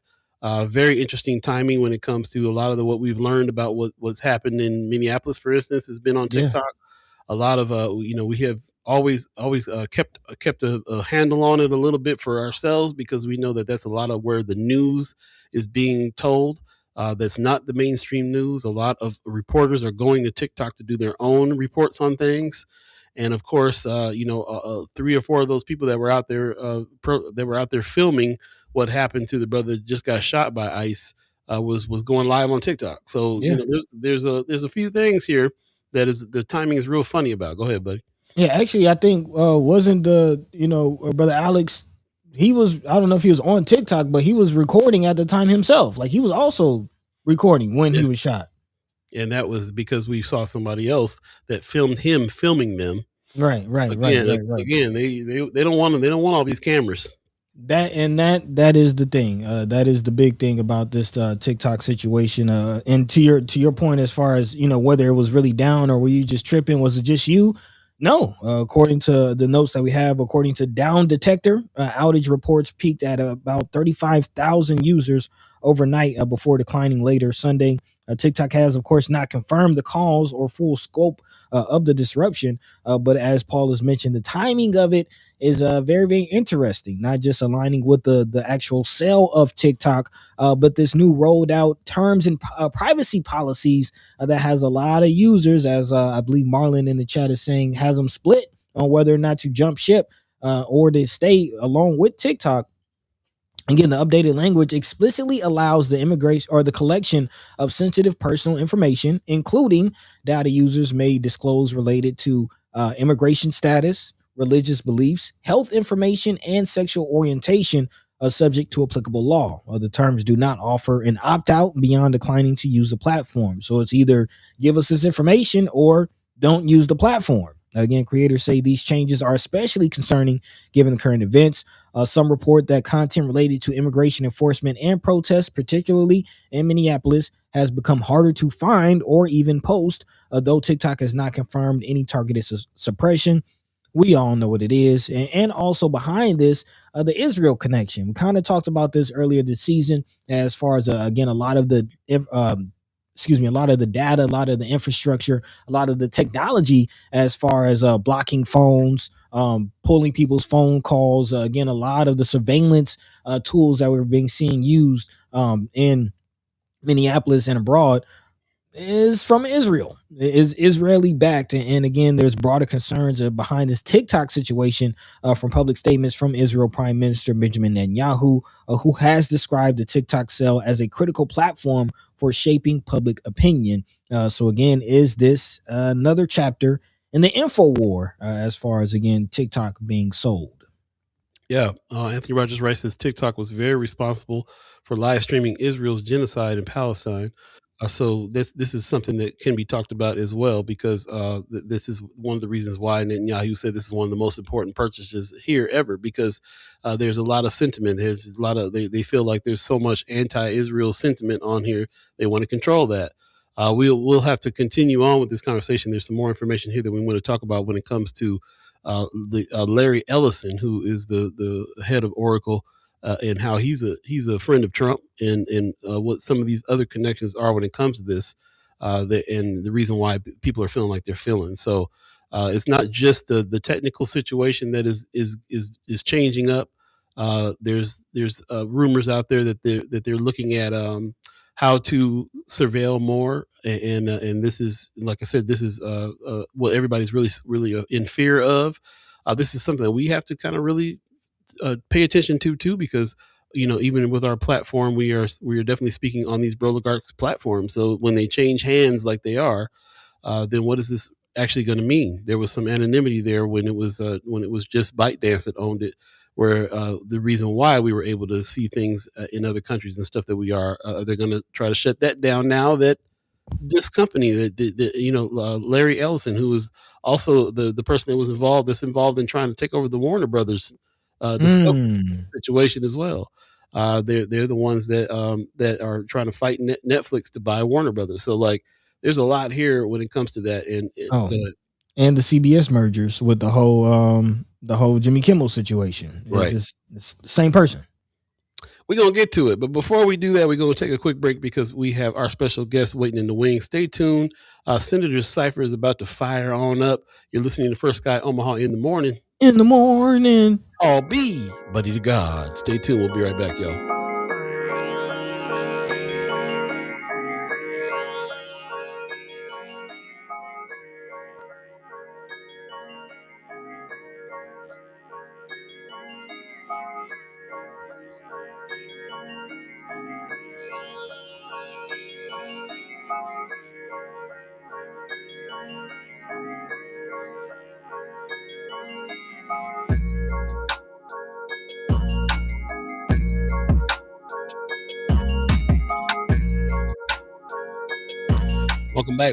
Welcome back. First Guy Omaha in the morning. Paul B, buddy to God.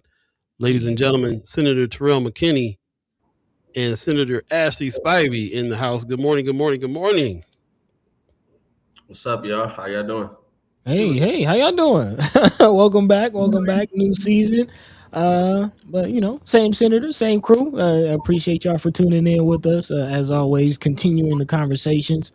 Just how your break been? How's the session? How's life? How's things going? Things have been cool. I mean, it ain't really been a break. It's a lot of stuff going on. I mean, session so far it's been okay. It's still crazy stuff going on down here, but so far it ain't. I don't know how to describe it, but it ain't as bad as it's probably gonna get yet. I'll say that. Crazy, but not as bad. Okay, all right. What say you, Senator Spivey? Yeah, I mean, it definitely hasn't been a break. So the interim has been busy. I think both of us, we've been busy working our real jobs and then, working on behalf of the people and making sure we have stuff in order. And, it's chaos. It's definitely in a place of chaos. And so, but we're in it. We're here fighting. So session's back in session. You guys are we've moved the time so that you guys can get down there. I guess you guys are in your office now. Are you guys down in Lincoln right now? Yeah. Okay, so we're in our respective offices. Okay, so we're still decorating Senator McKinney. So next time that you'll see him, there'll be some pictures behind him because I have taken over getting his office together. So you'll see that. He don't need all that fluff. He down there for business. Listen, let me tell you, our offices have to be a place of reprieve. So I got my essential oils and diffuser going right here. I got my artwork and stuff in the back. I just brought new plants in. They sitting over here. Like you gotta make this like where you can go, your place of solitude. So yeah, gotta unplug sometimes.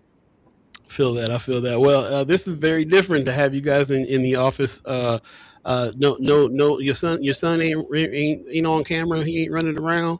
I'm like, he not in his pajamas with syrup on his face. Nope. This is different for real. Well, we appreciate you guys coming back for this season. Of course, this season is season 4B.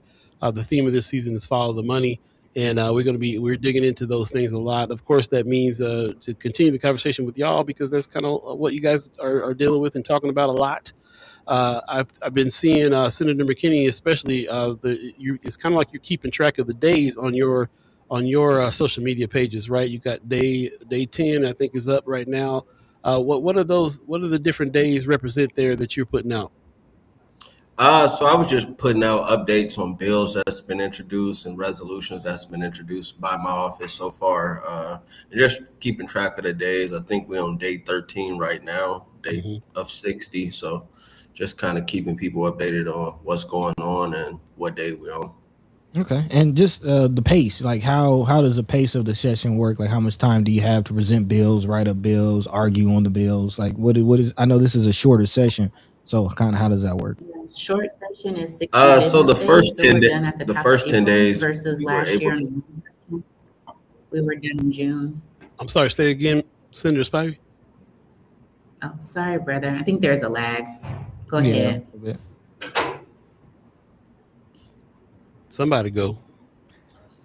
It's okay. I think there's a lag. Can y'all hear me okay? You can go ahead, Senator Spivey. You go ahead, McKinney. I think Okay. I don't know if my internet Am is I messing dragging up. or is that? I think everybody's dragging. I think the your offices got the Wi-Fi is kind of blocking everything, but we can hear you. Just go Can you ahead hear on. me, Paul? Yep. Yep. Oh, I was just saying, first 10 days, we were able to introduce some bills. We started debate on some bills. Last week, probably the first time I kind of spoke during debate was on the bill dealing with school suspension. Okay. You still All there? right. All right. So yeah, the first bill we was dealing with last week that I was speaking on the floor was the LB 653. It has some provisions in it that kind of rolls back the prohibition on suspending pre-K and second graders. It went forward, but we're still working on some language to try to make a bad bill better, essentially, because the Education Committee has another bill to do a total repeal on behalf of the governor. So we're trying to stop that, but also, do what we can to not allow them to just outright repeal and be able to suspend 5-year-olds again. So we're trying to figure it out. I saw a lot of organizations out there that was saying leave it to McKinney to hold this up. I mean, why can't we just suspend these kids? And I'm just thinking these are from organizations that don't want government to intervene in everything, but they think that's the answer is to go ahead and just be able to do that with kids. And so I appreciate that I saw that you were in the fight. Is what I'm getting at. Oh man, boy, they having some internet difficulties there for real. Man. Okay. How about you, Senator Spivey? Are you still there? Is your internet dragging too? I don't know why though. Can y'all hear me? Yes, loud and clear. Yeah. No, I can see y'all. Can y'all hear me? Yes. Can you hear us? Is the question. Okay. There's like a lag, but your video is fine. I'm not sure. And we're like wired. I'm on my work computer, so I don't know what's happening. I can switch to my phone too. But one of the things I wanted to say about what we're seeing and what I talked about on the mic, and I appreciate McKinney leading on this in the bill he passed previously, is that we're talking about like babies, 7-year-olds, 8-year-olds, right, have literally been on this earth this long. And if a child, they say, like people have brought up, a second grader has fractured a teacher's skull. So if it has come to that, and again, that's an anomaly, it's not like it's the generalization and constantly happening, why are we not asking what happened to that child? Like what is going on? Like understanding that. Why are we not taking a trauma-informed approach to say like there are some other factors that clearly we're unaware of, and put in interventions and solutions around that child in the school and that family to make sure that they're successful? Because the answer is not suspending them or expelling them from school, So like, I think that is hard, and they take like these one instances where it might be a very extreme case, and then that becomes a dominant narrative, and it's really frustrating. And so I think we need to do a better job, like how you treat an IEP. If a kid is needing support learning academically, a therapist, behavioral health person comes in, the counselor, the teachers, the family, right? Like you have this interdisciplinary team that says, how can we best support this kid who's needing accommodations for their learning? So again, if there's a behavioral concern, why are we not doing that the same And I have requested and am putting language together that happens and it's in statute, because if not, they're not going to do it. They're going to say, oh, I called the parent 3 times, they didn't answer, so now I am suspending the kid or I'm kicking them out. And we know that the school to prison pipeline is a thing. If you look at the number of Black boys on probation and in detention, it mirrors the suspension rates in elementary, because at least in OPS, because we have the data. I read the data on the mic. And so I think it's a bit concerning to me that we're here at this place again. And I think it's important for people to lean in around the conversation. Yeah, absolutely. I appreciate you guys, in the fight for this. Looks like Brother Senator McKinney's back on the phone here. Okay, cool. You back? Yeah, I'm back. Okay.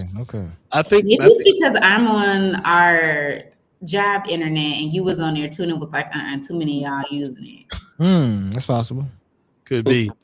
Yeah, work computers. I don't always trust, and work networks sometimes too. So yeah, if we got you guys good here, she was just speaking on the bill, because we're talking about the preschool to prison pipeline. If you're suspending babies that young, instead of kind of reaching out and doing trauma based work to try to help them get past certain things.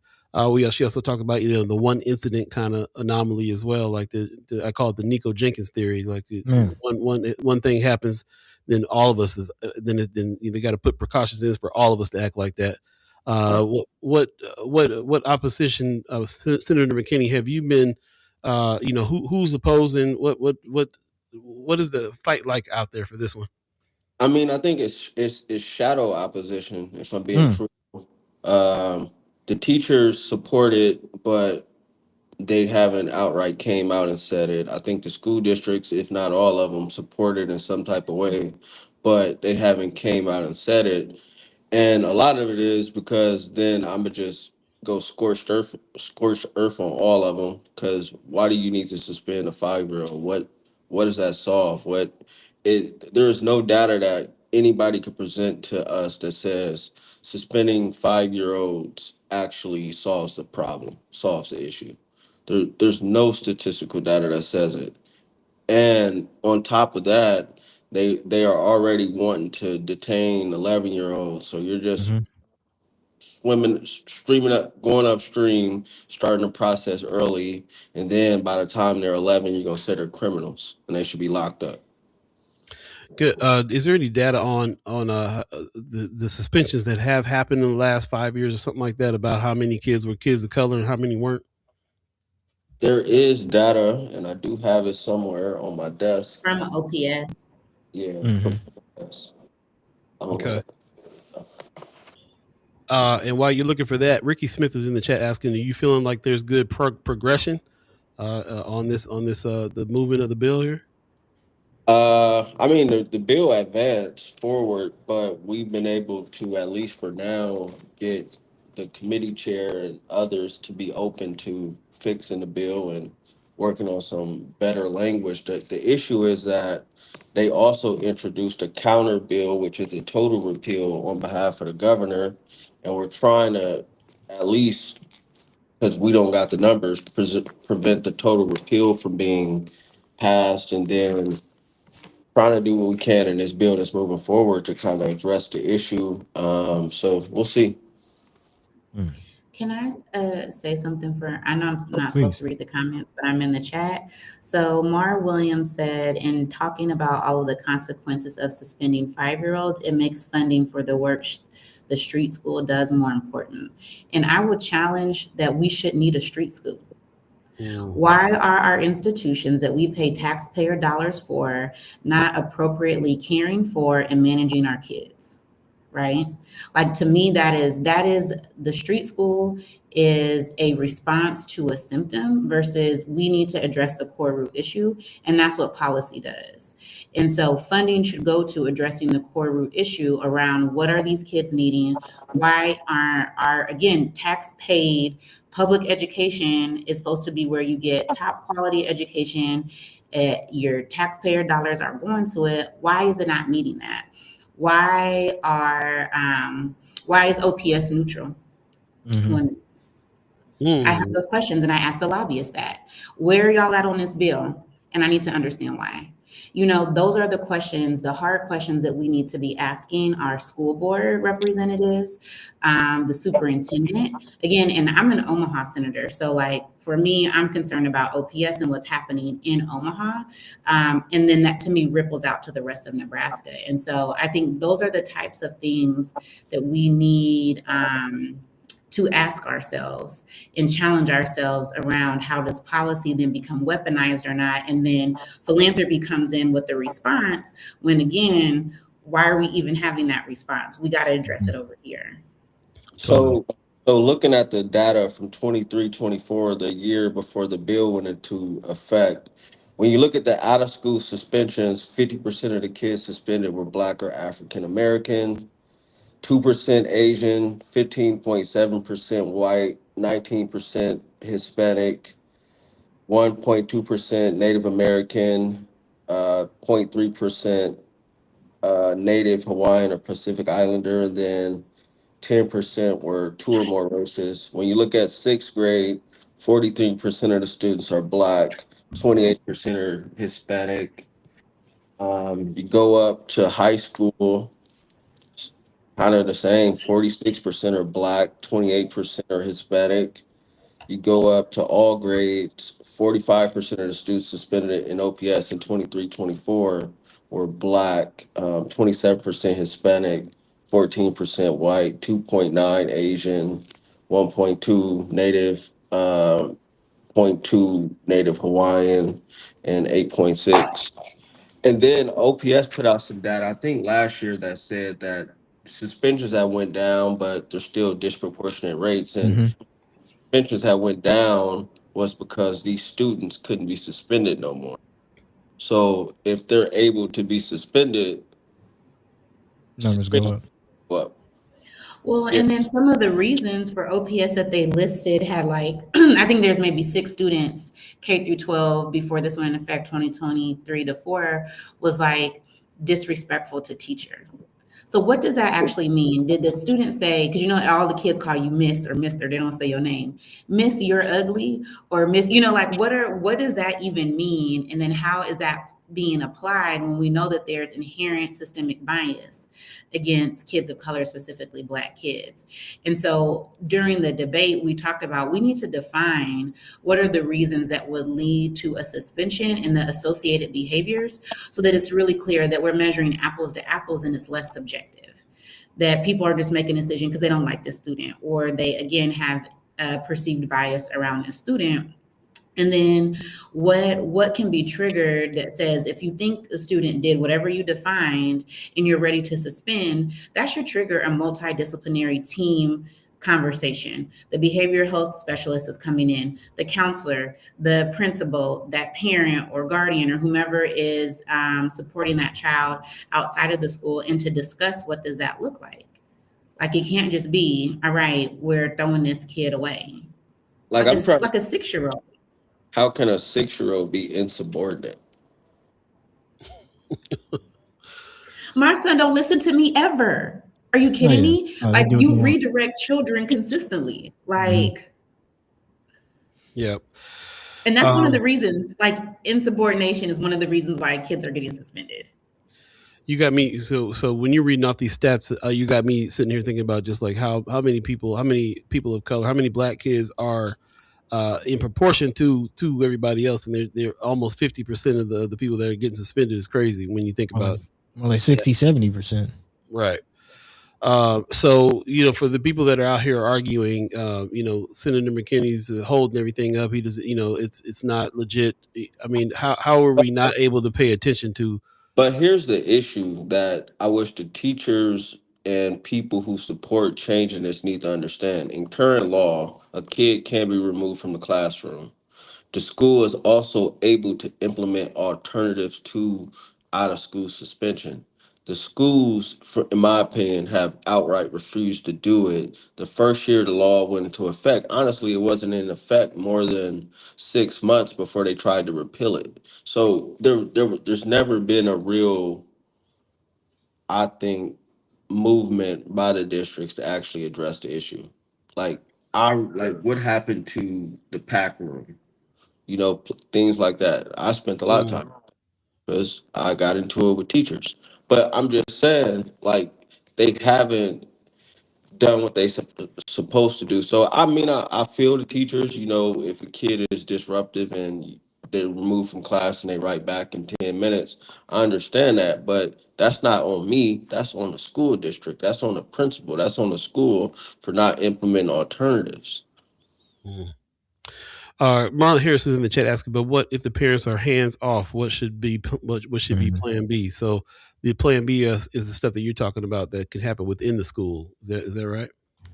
Yeah, and I mean, I introduced another bill this year to deal with that type of situation where if a kid is dealing with those situations, we bring in a team of people to try to address the issue. I just hate that our default is put them out of school and send them home. Where are they going to? If you're saying the parents aren't involved and don't care, what do you think suspending them is going to do? Put them in the street. Exactly. It's not like the parents at home sitting at home being able to raise kids. And most people at work. It's not street. It's prison. They're gonna go to detention, and then they'll be in adult prison. Yeah, they say idle time is the devil's workshop. And just in general, as far as the education conversation goes, we know that it's going to be one of the heavy topics this session.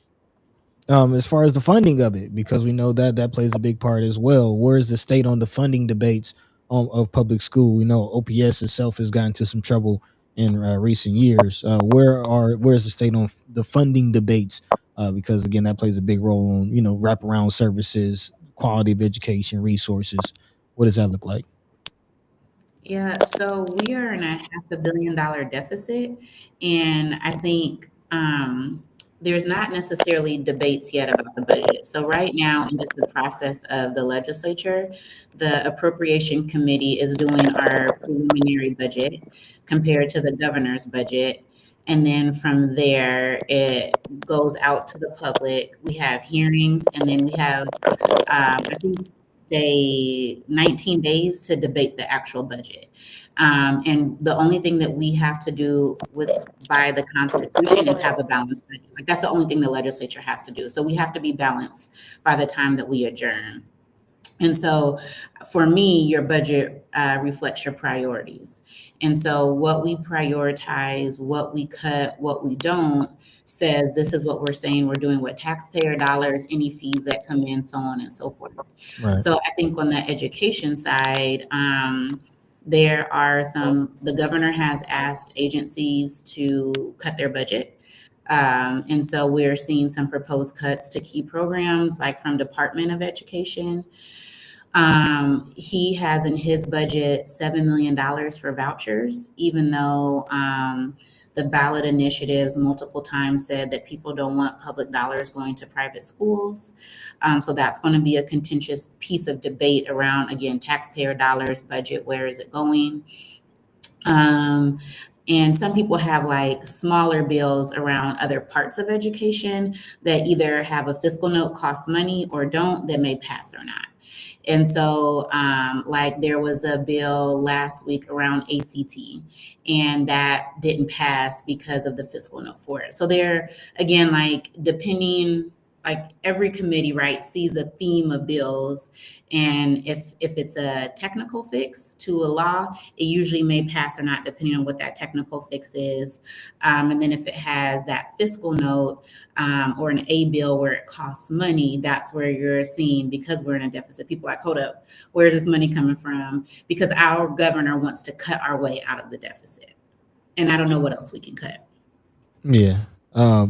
So, I mean, in lieu of being able to cut, because again, this budget deficit will be one of the larger issues this session. What other options, ideas are being presented? I know we talked about, the state making money from legalization of marijuana, gambling. What is the real, conversation around that looking like? Yeah, I think So I don't think we have a point of view that's strategic as a legislature. So I do have a bill that would create a special committee for this interim in 2026 that says, what do we want to do around economic development? Because I think to what you kind of named, Buddy, that then helps to organize the policies that we can work together where there is alignment to address, right? And like this legalization of even just medical marijuana, you'll see that again this session. The fight is on around what does that look like, the fees that would be collected, what are those fees? And so there's bills right now that are looking to address that or not. There's still the conversation around how much money we put into incarcerating people. So where's the new prison at? What does that look like? The whole point that the governor said around moving the work ethic camp to a ICE detention facility is because we can make money. The feds would pay for it, and the amount that you get per person is a lot higher. Well, we haven't seen any money coming in for that yet. So we are cash flowing that facility. And I have a bill that reappropriates the money from WEC to reentry services because the men that were there did not get released just back to home. They got reintegrated back into other facilities where they're still needing programming. And so we still need to provide that programming so that they can be successful when they are coming back to community. And so I have a bill that reappropriates $5 million of the WEC's about $10 million budget to reentry services, which we know are already underfunded. So again, I think it depends on what the issue, there's a fight there, it just depends on who's holding it and what does it look like. And I think we're going to really have to examine, again, what are our priorities? And the legislature usually would have its own budget. So it's not normal that the legislature would adopt what the governor wants, because we are separate branches on purpose and intentionally. Right. And so I think this is going to be a test to that around what we decide to do this year, and will the legislature take some autonomy back around what we are appropriating, what we do with the budget, and that will set the course and tone going forward. The last thing that I will say is that this is an election year. And so while we're in the thick of whatever this is, I don't even know what to call it now. I used to call it the upside down. Okay. From Stranger Things, but I don't even know if that does it justice. It needs to be something a little bit worse. Like our vote matters. We have key votes for the legislature, the governor's up for election, attorney general. Like there are key county attorney. There are key positions that will make the difference in how we can move forward as a state, and then adding some to the federal level. And so I think people also have to, like, while you're in the thick of it, be forward looking and see how you engage politically. Big time. Yeah. Okay. It looks like we lost Senator McKinney. I think so. Yeah. Yeah, the service is weird here. That's why I thought it would be better on our computers. But No. we might have been better just driving, talking to y'all on the phone. Yeah, no, we don't never want y'all to do that. No. Get hit in a car accident while you're on the air with us. Man, okay, we having a hard time with your phone situation there, Senator McKinney. It's cool. Can you hear us? Yeah. Okay, yeah, we'll have to give up on that one because we're coming down to the end of the show. But we appreciate you guys coming on. That it definitely informs us, and we obviously have more to talk about. So welcome back. We'll continue to do that. I see Brieful in the chat saying that she asked OPS teacher at a school board meeting what she needs for her students to succeed, and she said she needs sensory rooms for students when they're struggling behaviorally. Man, that's great. Teachers out there have some solutions. When I think about those kinds of sensory rooms, I think of kids with autism. And have friends with children with autism, and those sensory rooms really work. When we built the Midson Theater, we built one of the rooms to be a sensory room for that reason. So there's a lot of other solutions out there for sure. She also says some schools don't have pack rooms or sensory rooms. That concerns me. So there's people out here with some solutions. Also, when you were talking earlier about the street school and some of the other alternatives out there, thank goodness we have them, because these bills, especially like the ones that Senator McKinney is pushing right now, are taking a lot of time, and having to deal with pushback and having to deal with everything they're dealing with. And in the meantime, we have street school and all these other places that that can help in the meantime in that gap. But I think they all agree. Everybody agrees. We wish we didn't have to have them for the very reasons that you described here, Senator Spivey, as well. So appreciate you talking about that and diving in. For those of you that have put comments out there, I'm not going to be able to read them all, but I appreciate Jason Whitmer in the chat with your comment. Wanda Lewis, thank you guys very much. Donnell Sessions, thank you very much. We'll go back and check the chat out a little later on and get on about the day. Let you guys get on about the day. So Senator Spivey tells Senator McKinney we're sorry that we lost him there at the end. We'll figure out some. Yeah, I'm about to see him on the floor. We start in 1 minute. Yeah. Well, we'll let you get to it. We appreciate you coming by. Well, we appreciate y'all. Make sure y'all watch so y'all can stream now. Okay. You can watch it online. You can watch it from your TV. In the morning right now is debate. So we are debating bills already because this is the second part of our biennium. And so bills that were already what they call worksheet order, that's what we're debating. And then the afternoon are hearings. And so you can tune into each hearing room if there's a particular bill that you want to hear that is in front of a committee. And all of that is on the Nebraska Legislature website. So you can kind of see the schedule. There you go. Sounds good. All right. Y'all enjoy the rest of your day. You as well. See you All right. Bye. Bye. All right. There you go. Appreciate them coming on in. We will definitely talk to them in a couple of weeks again. And I have a feeling we'll be talking to them with throughout the weeks just because something, we'll have to keep up with what's going on here for sure, especially with this being election season. Thank you. Jason Wimmer says, and you can submit comments online on bills by 8 a.m. that day. So definitely remember that. We're not really getting a chance to because we're about to end the show now, but we usually remind people or usually ask the senators, what bill should we do? You need our help with? Do we need to go up and give testimonies? Do we need to submit comments?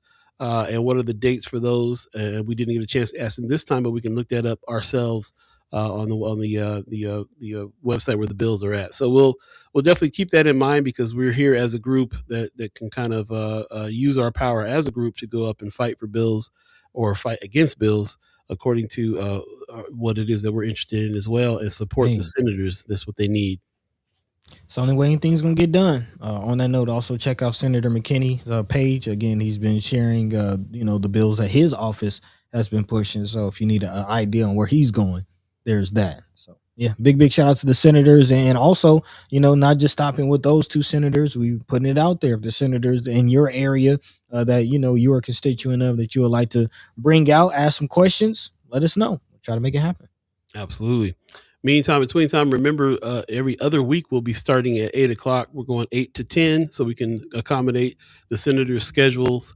That worked a lot better than them trying to take kids and drive up to Lincoln during the time that we had them there before. So we're doing that, and continue the discussion with each other. I really hope that you guys do that. Talk amongst yourselves about the bills that you guys are passionate about, and give each other rides up to the legislature to get that testimony and everything. Make that happen, and let's remind each other about what's going on there. So we're going to get out of here. It's already 10:02 if you believe in the concept of time. Buddy, you got some words for the people? Yeah, again, big shout out to all of you for tuning in, staying a little later on with us. Again, let us know how you feel about the new time. We're entertaining about making this, a permanent thing. So let us know how you feel about that idea. And of course, big shout out to our senators, Terrell McKinney and Ashlei Spivey, for taking the time out of their busy schedule right before debates to come speak with us. We appreciate them. Hopefully we can get those tech issues ironed out. But in the meantime, between time, catch the same time, same place. Stay warm out there. Again, the nation's still anticipating this cold front to make its way through the East Coast. I don't know what today or tomorrow is going to look like. So, pray for your boy. But in the meantime, between time, take care of each other. Paul B. Man, take it away. Pray for you. Pray for us. It's still -2 out here. What you talking about? Brr. Yeah, about 50 out here. I'll take that. Y'all ain't ready. Appreciate you guys coming. I see Emily Walker coming in at the end here. Found out talking about the website. You don't have to appear on the Senate floor. We encourage you to appear on the Senate floor. They say that those visits to the Senate floor and those testimonies, those live testimonies, go a long way. But if you can't make it, absolutely get on the website and submit your comments there on those bills. So just want to keep on. Yeah, man, tech be tech, and you ain't lying. Yeah, RT. man. Yeah. Sometimes I feel like it's like they sabotage. And Oh yeah. The bug is in. But nonetheless, I got to look at it like this: we're lucky to be able to have that regular discussion with the senators. The senators are actually, live with us at the rotunda. So you know what I'm saying? Yeah, they're in Lincoln at the Capitol right now. I'll get ready to go in and debate these bills, and we're lucky to be able to tap in. I don't know who else is doing that. Think anybody else at the Capitol is tapping in from the Capitol like that? And I'm kind of, we do this more regularly. I wonder how our conversations will fire them up to go into debate, and what I'm saying, get ready to do some things. So yeah, we'll see. You don't go in there and be like, our constituents say just talk to them, and they said they online right now. You want to talk to them? Yeah. Appreciate you guys joining us today. Shout out to the Umaha tribe elders for allowing us to be on this land and speak while we're here. Shout out to our elders for allowing us to speak before you. And shout out to you, the chat chimers, allowing us to speak with you. Very lively conversation. For the most part, I don't know if you guys are interested in us starting a little later on in the morning, 8 to 10 instead of 7 to 9. But I will say this about the 8 to 10. Y'all are way more lively in the chat than you usually are. So maybe agreed. You have a little more time to wake up in order to do that. So get settled in, what you're doing, get your coffee going. Yeah. I'll just tell you right now, I like that 8 o'clock. I like it. Tamara Dwyer came in here turning the tables again, talking about she likes that 7 o'clock. And now that's like 3 to 2 now as far as our little unofficial vote is concerned. So we'll see. We're gonna put it out there on the website and on the social media channels to see if you guys are cool with moving this into the 8 to 10 slot permanently. Right now, we do have to do it every other week to accommodate this schedule of the senators. But yes, let us know if 8 o'clock in the morning, 8 to 10 is better than 7 to 9. We'll keep on asking that question until we get to it. Hey, we gotta. That's the agreed upon situation right now. We don't even believe in the concept of time. It is the fourth dimension, which is my dimension, but still don't believe in it. And it all has to do with what we are doing right now with this agreement. When can we get up and engage? Slim says 8 o'clock. Okay, 3 to 3. Christy Noor. Oh, Christy Noor too. Oh, shoot! The tide has turned in the last seconds of the show.